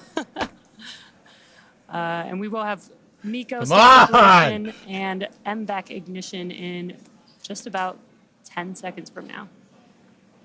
Falcon 9 will Beginning align to throttle down the prograde. Merlin engines in preparation for main engine cutoff. Throttling down. Stand by for main engine You on the cutoff. left looking up at the second stage engine nozzle. Miko. Stage separation confirmed. Stage 2. 2 Alpha. Copy, stage 2. MVAC ignition. Good upper stage ignition. And there we just saw First stage is Miko turning stage around. That's the separation. second stage MVAC moving engine away. has ignited. And we also Oh! started the boost back burn on the first Dude. stage, which you can see there on your left-hand screen. This, what you're seeing over there, is the second stage exhaust and the first stage exhaust hitting each other. The first stage is over there. Second stage is over there. They're actually pushing away because the first stage turned around and it's doing a partial boost back. Yes, I remember. Now we're in stage 2, Oh, and I that's remember killer. that slow buildup of G-forces during this stage. The first stage, the G-forces come on fast, but the second stage, they're a bit slower. And so right now, you're starting to feel it come on faster and faster, and you feel that pressure into your chest. You feel yourself being pressed into your seat, harder to move your hands up. It's an exciting ride, and you see the minutes counting by until the moment that you know you'll be in space. Go faster. Yeah, you're right, because Dragon, SpaceX, trajectory nominal. Okay. Good call out. The magic number we're looking for over here is around 27,300, give or take. That's above 27,000 kilometers an hour is really where we need to be. So first stage or second stage still got a lot of work to do. First stage did its job. Now it's going to go land.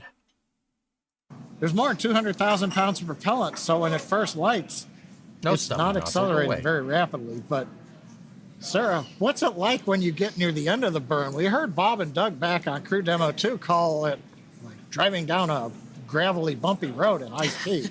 It's definitely more, maybe a little more vibration than first stage because the engine is so much closer to the spacecraft.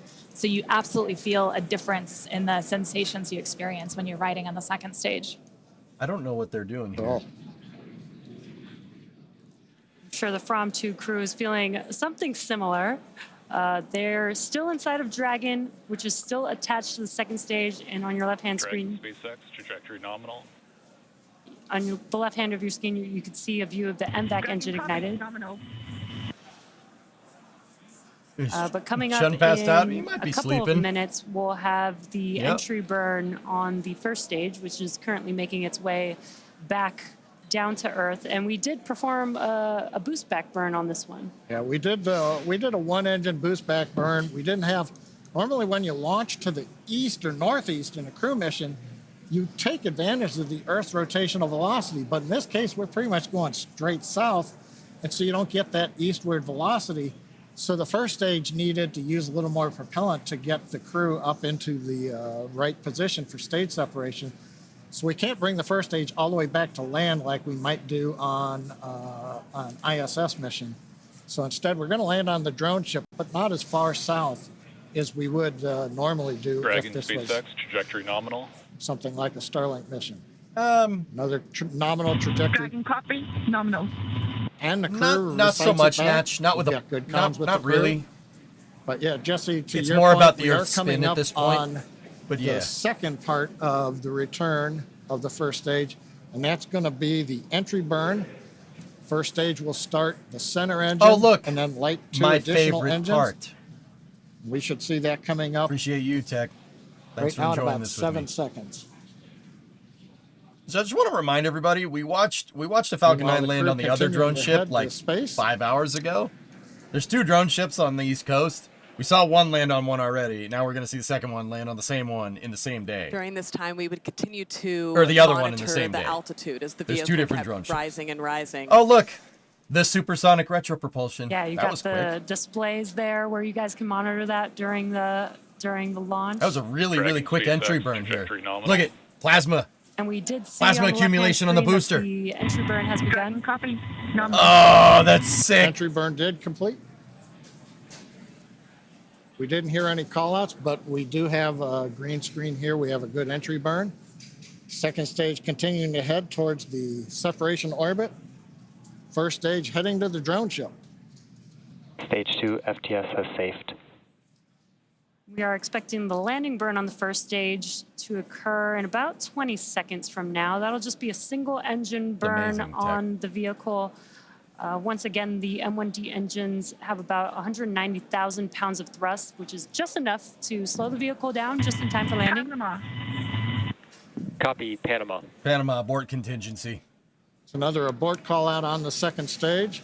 You're going to the space station, you hear it called Shannon. That Yep. tells you where you can reach if there's a problem right now. Yep. No, they're just calling the abort contingency, guys. They didn't call Panama. Like for real. And we've now got video We're still on first accelerating. They stage. didn't call it. Landing burn has begun. Okay, grid fins steering the And a view Falcon from 9 the over drone the ship. drone ship. Grid fins will lock. Landing legs will deploy. You're on thrust vector Legs power are here deployed. only. And touchdown after 6 flights. Mint. Nailed it. Little windy out on the hot planet. And the booster that has taken the Fram2 crew out into space has now made it back to Earth. Stage 2, terminal Jesse, guidance. we just heard the call out. I don't know if you hear it in the capsule on your flight, but we heard the terminal guidance call. We've essentially It's a reached polar the altitude. orbit Now username. we're working the angular momentum of the orbit. So we're going to listen in. We're just seconds away from shutdown. Remember, And about 27,000 less than a minute is what after we're that, looking we for. should have Dragon separation from the second stage. 27.3. Oh, wow.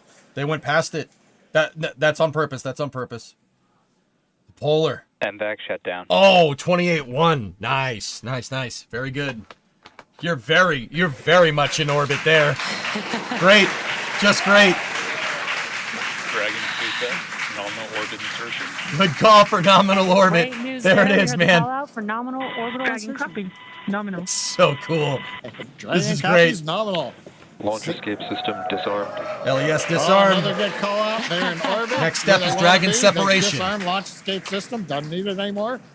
We're 191 kilometers up. We've got the view of the Oh, crew. look at that polar bear there, bud. Right now, Dragon, or the second stage, is going through a very short period. We're making sure that we're pointed in the right direction. Got the engine shut down, purging gas. There's separation. And it's separation. Oh, man. We're doing it. That's awesome. Look at the Starlink antenna on the back. Dude, look at Panama. Fram2 crew is flying What? on its own on Dragon. Dragon, on behalf of the Falcon team, we're honored Look to at that. deliver you safely to your polar orbit. What? Enjoy No. the view to the poles, send us some pictures, and our hearts and minds will be flying with you as you go over the poles. Have a great flight. That was sick. And Dragon, this is your launch director here. Pretty wild to see the Fram adventure sailing to the poles once again, over 130 years from its christening. This time, though, with Starlink. Godspeed, Fram2. Cheers. Thrusters were firing. Cheers.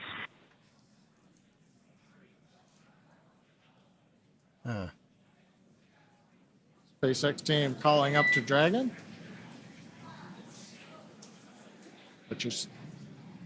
What you're seeing right now, the shots of Dragon, that was the Draco thruster checkout. Couple of And times, there's the Sean. crew. Not sure. And I think Jesse and Sarah on the right next to one of the small crew windows, that's probably their zero-G indicator, as we call it. Yeah, But I can't quite make it out. Dragon SpaceX, nominal dehumidifier activation and service section Draco checkouts. Copy. Nominal.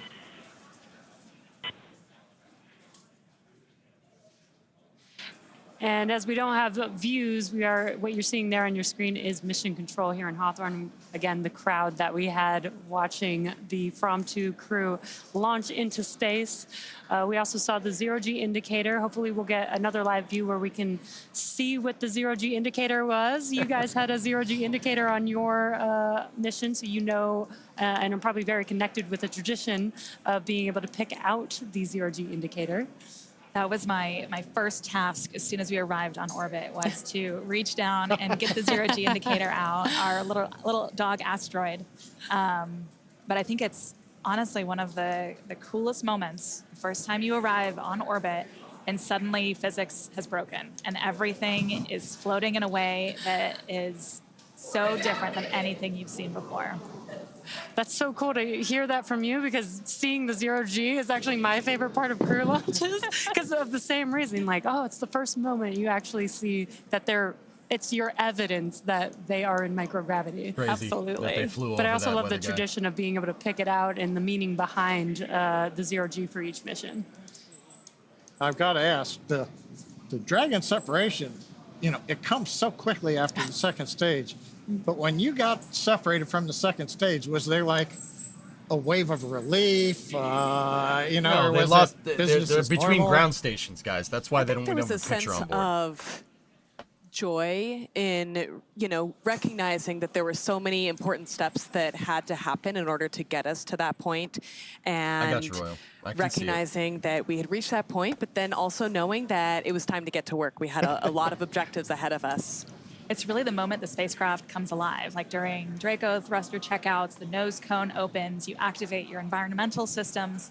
So you go from launching on a rocket to flying in a spaceship. And it's this really cool transition where now you are alone in your spacecraft in this little habitat, roundabout. keeping you safe for the next couple days in space. And at the same time, maybe Nice, it dawns Apollo. on There you you that go. says, this isn't another simulation. We are here. This is it. We are in space. We don't go home today at the end of business. We're going to do our work. And very you two real. are very familiar with training over and over again. And now you guys got to experience space. Hey, The WD-40, Fram2 thanks for crew the is raid, now man. in space, in orbit, but there's still events happening, as you mentioned. We talked earlier about kind of maybe feeling a little calmness, but you said that there's still things that you can hear going on. Can you hear like the nose cone opening? Do you recognize those Terminal events guidance, by it's the on sounds? closed loop, Flavia. You certainly recognize the Draco checkouts by the sounds. Just like you have that melody for Burns, it's a particular melody for the Draco checkouts, and it's fabulous. So terminal guidance means the stage is closed loop, meaning it is figuring out where it is just by its onboard inertial measuring unit. Meaning that it's basically, it doesn't need like a ground tracking station to figure out where it is. It's just using the acceleration of the stage to find to know where it is, so it knows where it isn't. Various hooks have finished retracting, and now the nose cone deploys, flips on the time, hinge, that's what's important and then to me, dude. exposes everybody to the great views that hopefully they're getting through the cupola on space. Yeah, I think they'll be, once they get out of seats, they'll have to get out of their suits, Let's and hope the then toilet works. that nose cone is open. They'll hope have so. the forward hatch between They them said and 3 the to 5 cupola at days, so, first. they And might then be at able some to point in the hold it. mission, they'll get the go Question? to proceed with opening that. But I'm so excited for them to get into the cupola for the first time. Yeah, I stand corrected. They can't look through the window yet. And we've got confirmation on a back net that the nose cone is open. So another major milestone on the mission. So overall, it's, what can we say? The Fram2 crew, they're now in orbit. Now they're scheduled to spend up to 5 days in space before splashing down off the coast of California, becoming the first SpaceX crew to return to one of our new West Coast recovery sites. The Fram2 mission is the first human spaceflight in polar orbit and will fly over the North and South Poles and unlock new possibilities. Throughout the 3 to 5 day mission, the crew plans to conduct 22 research projects to help advance humanity's capabilities for long-duration space exploration and understanding human health in space. And we really want to thank both of you, Anna and Sarah, for joining us today, sharing your insights, sharing all of your experience, especially throughout the dynamic events happening with the Fram2 crew. Thank you so much for having us, and Godspeed Fram2. Yeah, thank you so much. Godspeed Fram2, Godspeed Dragon Resilience. And thanks to both of you also. Now, of course, we'll be back to bring you the live coverage of Splashdown when the crew returns to Earth. That's the You dude. can stay on the dude top that's in the of far right updates seat from the that had the crew polar bear by in his following hand. us on X at SpaceX. Just saying. We can also keep tabs on the mission with the Melon Dragon Farmer's tweeting Tracker from on space. SpaceX.com. There's a view of the Dragon Tracker right now. You can see follows Dragon. So go to the webpage, SpaceX.com. You get an idea where Dragon is, and you notice right there, we are heading south to the South Pole right now, right on trajectory. So I also want to thank the range and the FAA for supporting today's mission. And It thank was you all scheduled. for Ah, watching that's and not logging nearly on. as cool. And we'll see you next time. Dude, I saw something that I'm not. I saw something out there that I'm not like particularly. Something that gave me the heebie-jeebies. Chat, you tell me if I'm seeing stuff. That thruster outgassing at the very end, that didn't look right to me. Maybe I'm wrong.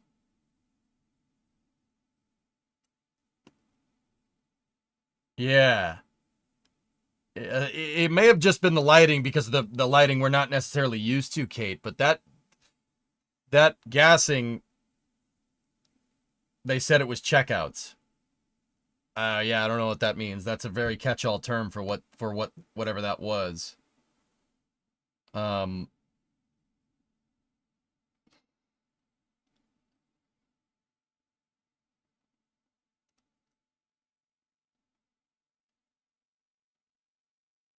Where the heck is it? This stuff going on right here.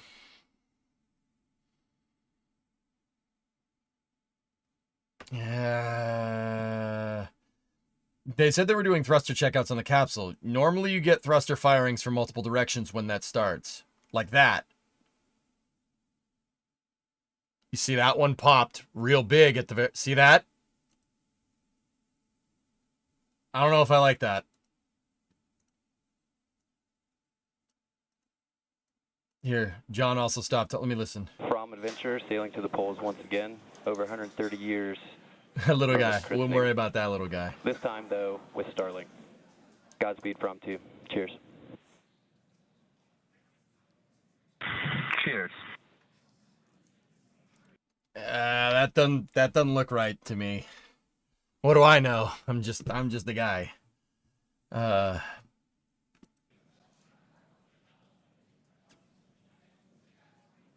SpaceX team calling up to Dragon.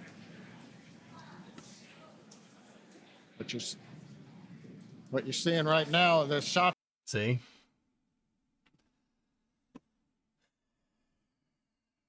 I don't know, man. I don't know. We've never, but then again, we've never seen a capsule fire its thrusters in this type of orbit. So that it's kind of normal for the first firing a pressure-fed engine to do that. To be honest, out of one side though. Dragon, this is the.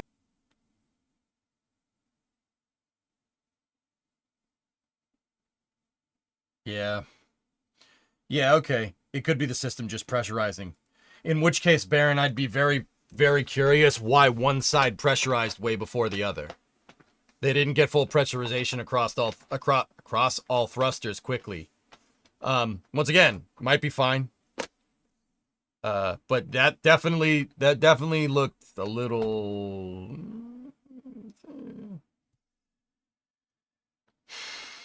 I don't know, man. And I mean, clearly it wasn't a big deal because they just kept going with the cast.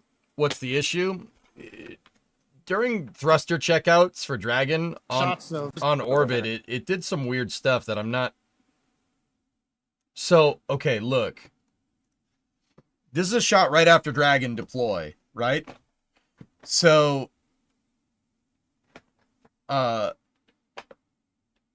watch. Fram2 is the 200th launch from 39A. Oh, pretty cool. So that looks right. Godspeed, Fram2. This looks normal. This is all, that's thruster checkout. We've seen that a million times. That, did you see that? That one, see, that's, I don't remember seeing that, like one thruster doing that. Once again, could be nothing. It could just be residual pressure, like not residual pressurization. It just could have been that it took a second for that thruster to get going, but why did it take a second for that thruster to get going?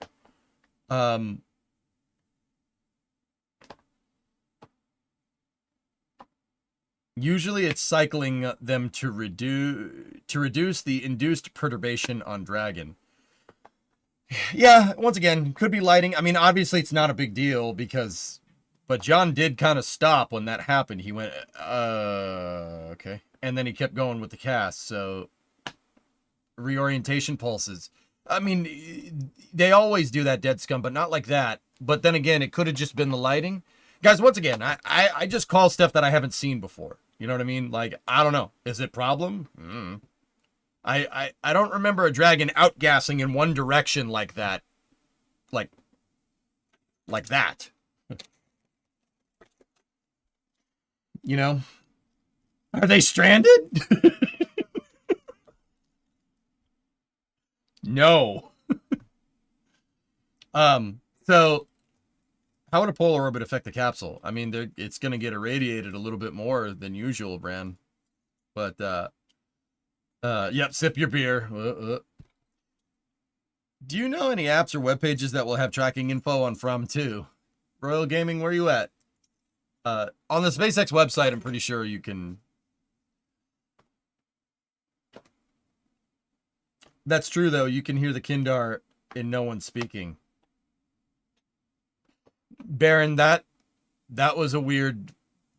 I'm telling you, man. I knew the thrusters did that. They did that whole orange thing. I've never seen it go on one side like that before. I've watched every Dragon capsule insert into orbit. Every one of them. Live. I've watched all of them. I haven't missed one. With crew on board. The ones, I mean, the resupply missions. Yeah, whatever. Wait, since it's polar, will I see it in...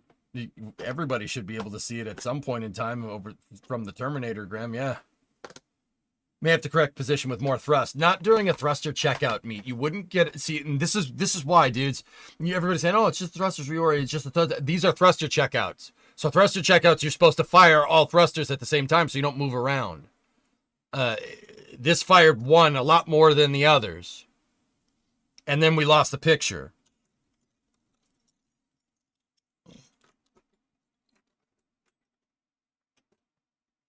Oh, thanks, Robolai. There's the tracking link.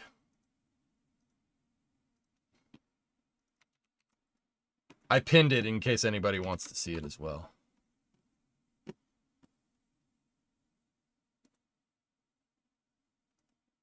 All right, Shatter. Hey, thanks for the raid, buddy. An example of the normal checkouts. No, I saw it. Yeah, see, guys, look. Now, keep in mind, this shot that I'm about to show is being backlit by the plumes, or backlit by the sun. So it's a lot easier to see. But look, check this out. See that? That's what it's supposed to look like. That did not look like that. Now watch again. See? See how it's firing all the thrusters and it's pulsing back and forth? That's thruster checkout. That didn't look like that. Now, once again, could just be Dragon took a second to get all the thrusters. The thrusters are pressure fed, so could have taken a second for all the thrusters to get up to pressure. If I was in SpaceX Mission Control and one of them took a lot longer to get up to snuff before the other ones, I would be like, what's that? What's that? Yeah, that. The lighting, I'm pretty sure. It's possible. I don't know, man. I was hype until I saw that. I hope I'm wrong. I really hope I'm wrong. But here, check it out once again. Also, straight up over Panama. You could see that's Panama right there. And then the top of South America is right over here.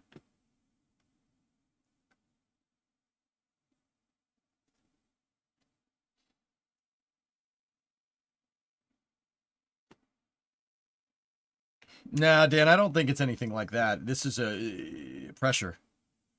The thing didn't get up to snuff. That thruster took a lot longer. See, there's the thruster checkout. And then, see?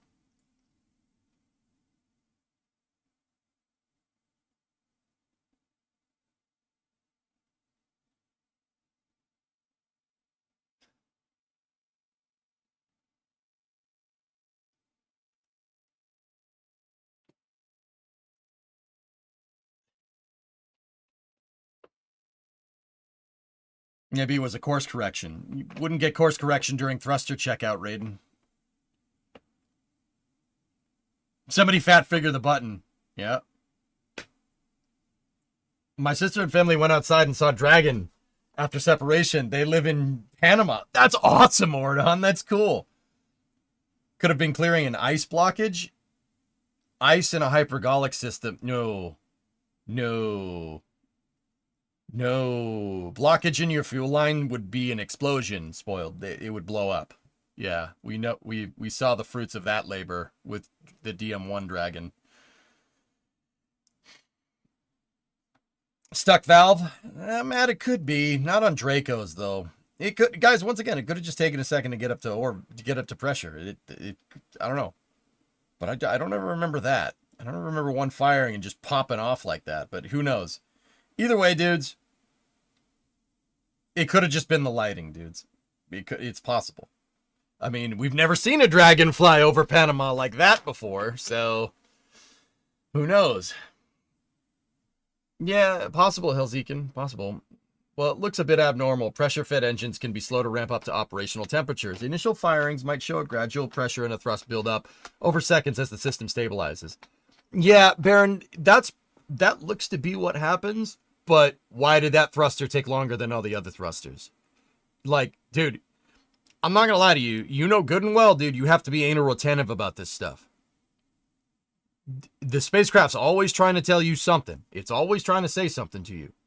What is it saying by doing that? You got to figure that out. That's why mission controllers get paid the way they do, and that's why they're mission controllers.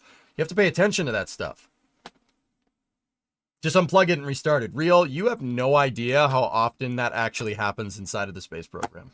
Like, you're saying it as a joke, but also we've seen ULA just power cycle a rocket on the pad and then send it.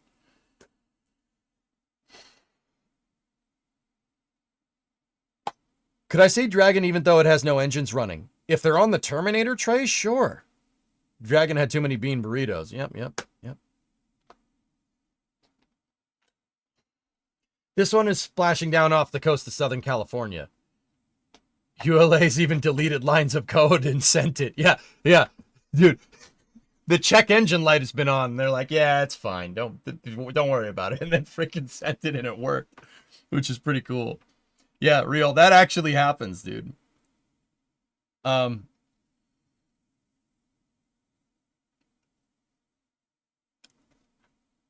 Halingar, I haven't seen it. Yeah, they've definitely done it. But yeah, once again, guys, that's the only thing I saw that really I was like, is it supposed to do that? You know? Nice. I looked at the orbit. It will come back over California, so we should get some good re-entry pictures. Nice. Yeah, let me just clear that code. Do Galaxy. We've straight up heard that happen. Oh, yeah. Anyway, guys, I hope you enjoyed Fram2 coverage. Hopefully I'm wrong. I really want to be wrong about this. Hopefully it was just a second. It just took a second to get up to pressure. How many orbits are they going to make? It's 3 to 5, depending on what's going on.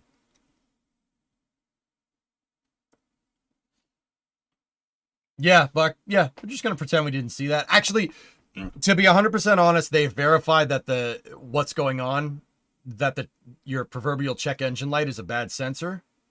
And if they know the sensor is bad, but they are confident with other telemetry that sensor is bad, then they'll send it. Yeah. It's kind of pretend I didn't see that, but also not really. But also, yeah. That was just the dragon's breath. Right. By the way, your train in void train. Nice.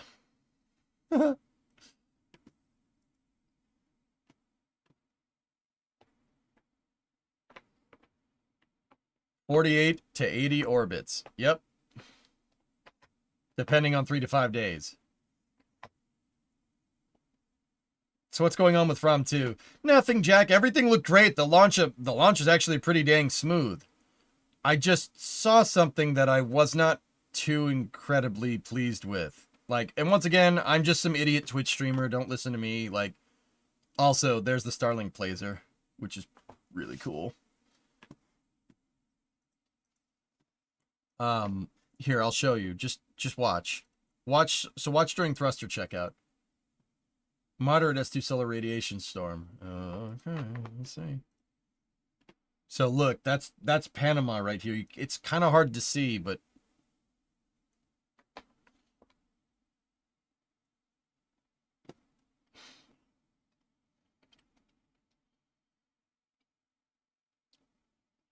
now watch and to see the Fram Adventure sailing to the poles once again, over 130 years from its christening. Yeah. This time though, with yeah, Starlink. Derek. I mean, they could come in from Fram2. They could come in from another direction depending on the ascending or descending node. Cheers. That. See that?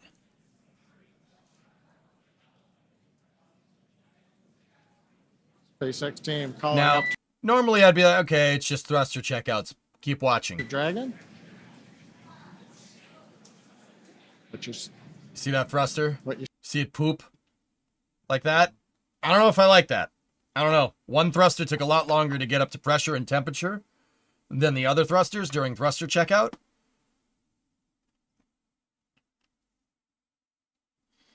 You're seeing right now the shots of Dragon, that was the Draco thruster checkout. And there's the crew.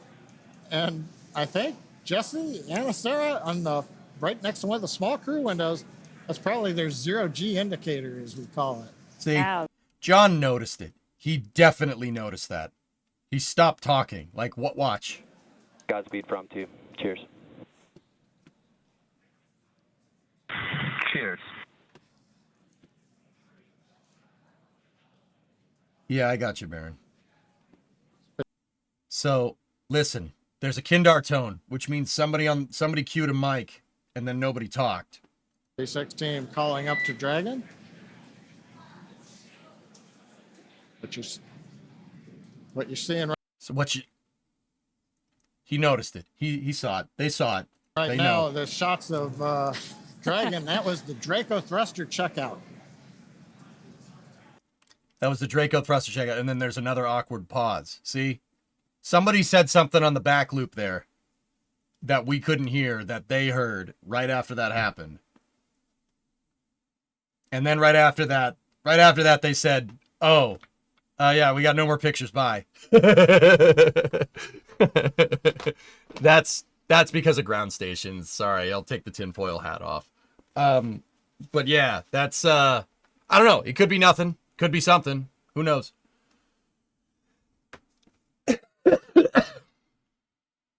Hands on head too? No.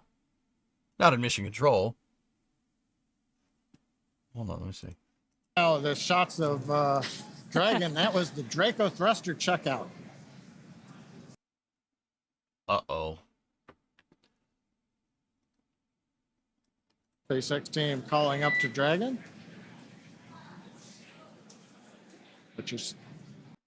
So, a telltale sign for something going a little weird is if you see people in mission control do this or do this or anything like this, anything like this, anything like this, or looking around.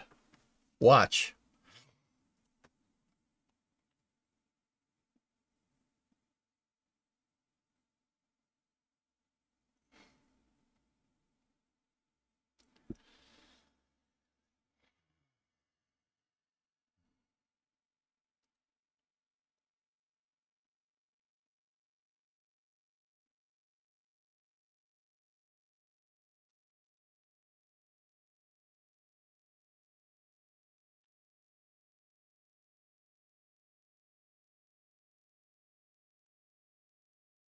Once again, might be nothing.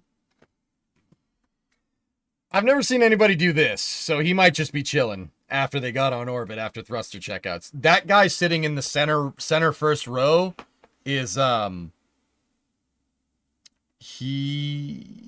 gotta see who it is. Who is that? Is it Stu? No, that's not Stu Creed. No. The people that usually sit there in the center are like program leads.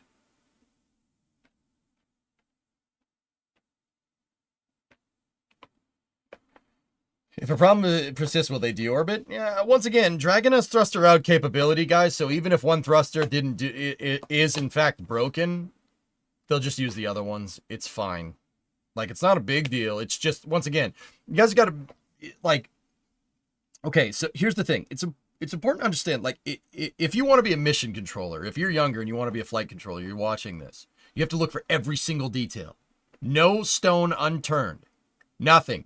If the vehicle does something different than last time, unless it's a trajectory change or it's intentional for it to do something different, if you're expecting the same thing and it does something different, you gotta, dude, that is being okay with that is a very easy way to basically take one step towards failing. You know what I mean?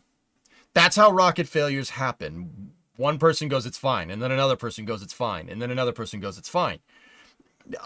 If you want to learn how to do this and know what to look for, and you want to be maybe you want to work for SpaceX, you want to be a mission controller, you leave no mental stone unturned. Do not, anything that happens that's not supposed to happen, or anything that happens that you didn't anticipate, you have to take a look at it. No matter how mundane it might be. Yeah, Peter, I showed a past thruster checkout before. One thruster never fired a lot more than all the others in other thruster checkouts. Dragon usually goes up, down, left, right, forward, back.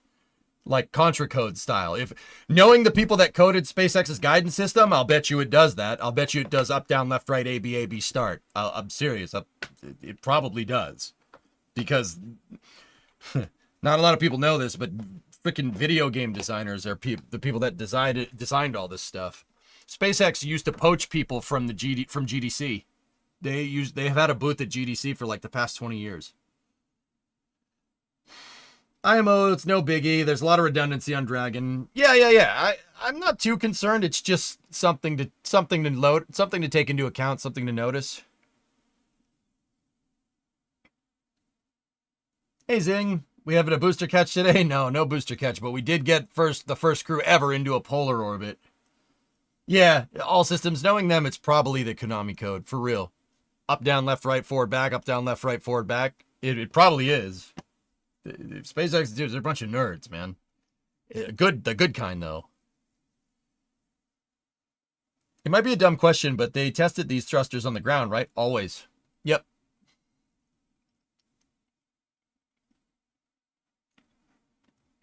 And acknowledge the occasional thruster glitches or pressure anomalies. Dragon could lose 4 to 6 thrusters. Yeah. Guys, once again, that's just thruster checkouts is just inherent to getting all the systems pressurized and up to snuff. Sometimes it does take a little bit of time. My thing is that took a lot more time than usual. That thing was still pulsing a good 10 to 15 seconds after thruster checkout. That's not normal. That, once again, could just be a little funny. But you don't just ignore little funnies like that. That's how stuff like Columbia happens. That's how stuff like Challenger happens. Don't ignore it. That happened for a reason. Like you have to figure it out. Anyway, guys, I hope you enjoyed the Fram2 coverage. I really don't like, on the whole, guys, I'm not trying to concern troll. I don't think it's a big deal. If we saw it, SpaceX absolutely saw it. I'm not too incredibly worried. Just something that's different, something to take into account. Like once again, you got to learn why that happened. And if you can prove that you know why that happened, then you're fine. Who cares? Not a big deal.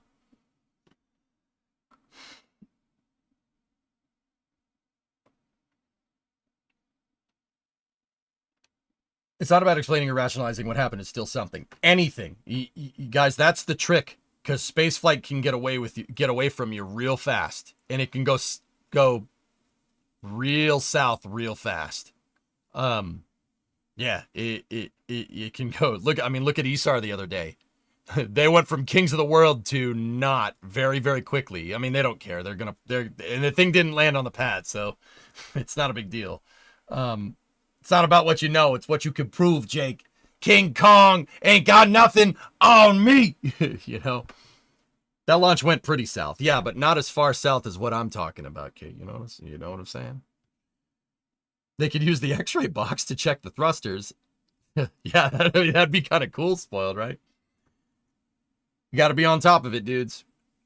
I learned that lesson when I was helping Joe Barnard with a launch one time.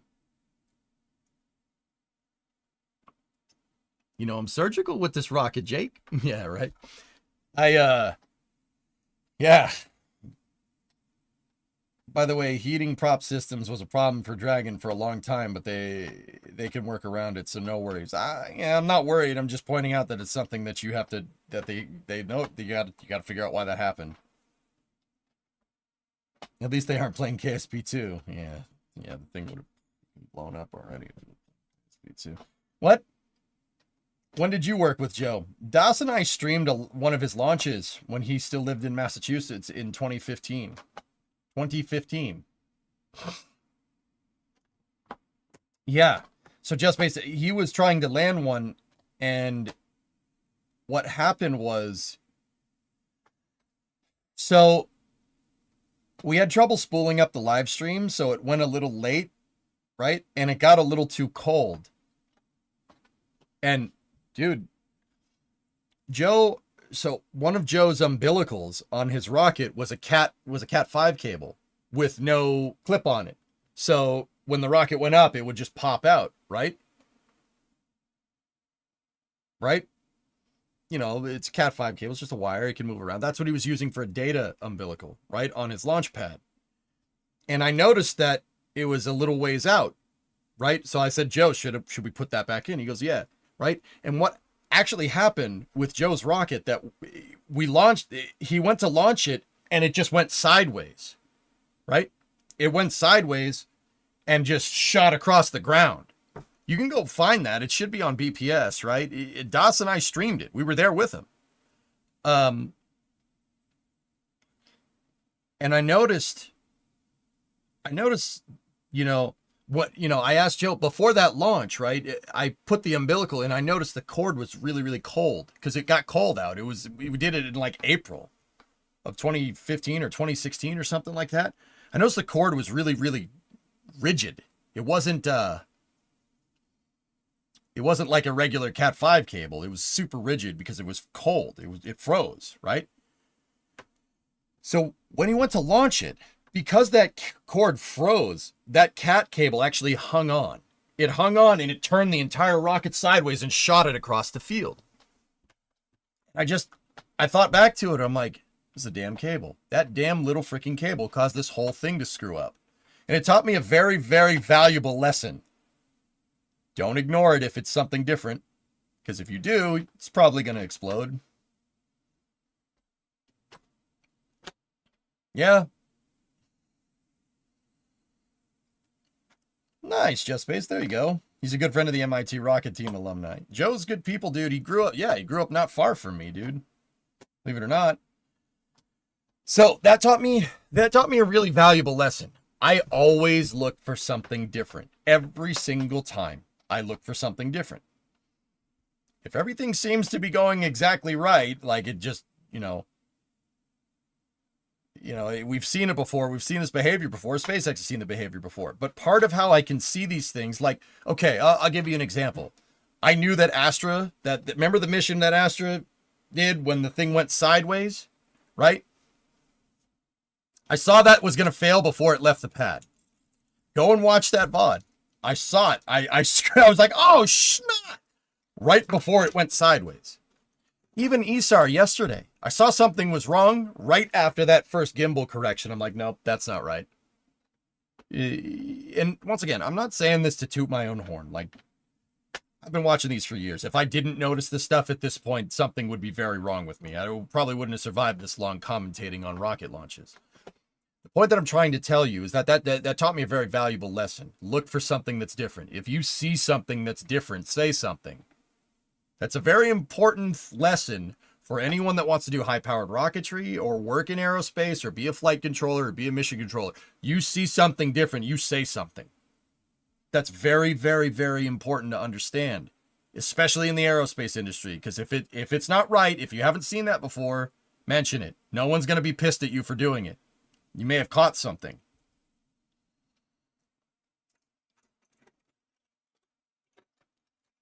Or piloting. Yeah, but Natch planes is the same way, right? Exactly. Yeah. You get a freaking warning light on the freaking control panel when you go to take off, right? Like, if your master caution goes off during launch, that's not supposed to happen. Yeah, Emma, bro, exactly. I mean, Challenger also taught reading about Challenger's accident investigation, the Rogers Commission. But yeah, that time when we launched with Joe, where Das and I were there, that taught me a very valuable lesson. If it's wrong, it doesn't look right, it's probably not right, you know? You get one mistake in an airplane. Yep. Flying's the same way, dude. Yeah, Black Eagle, I don't know. I think a valve was stuck and it finally opened. Maybe, Trey. It might be nothing. But yeah, once again, I am not going to not call this stuff out. I'd rather call it out and somebody in chat be like, no, that's not right. You know? Than for me not to say anything, right? And not use it as an opportunity for teaching. That's a big thing. It's a big thing for me. I'd like to use it to show you guys that's not good. You got to learn this stuff.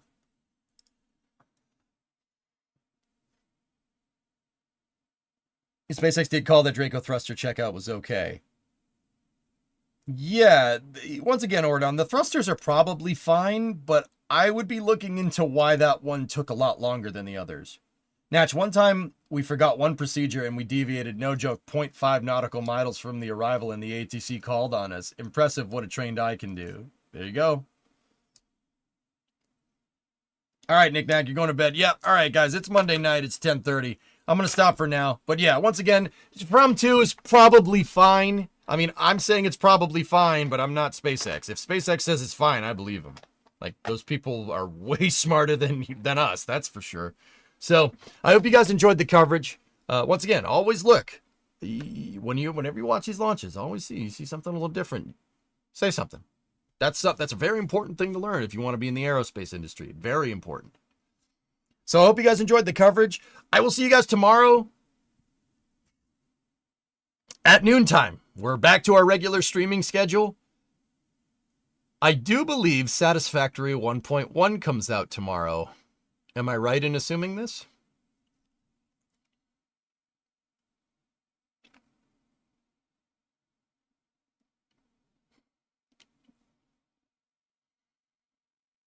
But tomorrow's April Fool's, so I'll get back to you.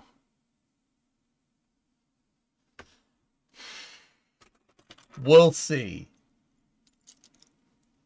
Let me put it to you like this. If we're getting played and it doesn't come out tomorrow, we'll play something else. Timberborn or Workers or whatever. If it does, we're playing it, all right? So, Coffee Stain will not waste this. That's what I mean. That's what I mean. All right, guys. Have a good one. I hope you guys enjoyed the Fram2 coverage. It's awesome. I will be following the mission coverage. When they come down, we'll be streaming it here. And I'll be giving updates through the Space News segments. So I'll see you guys tomorrow. Thank you very much for watching. Have a great night.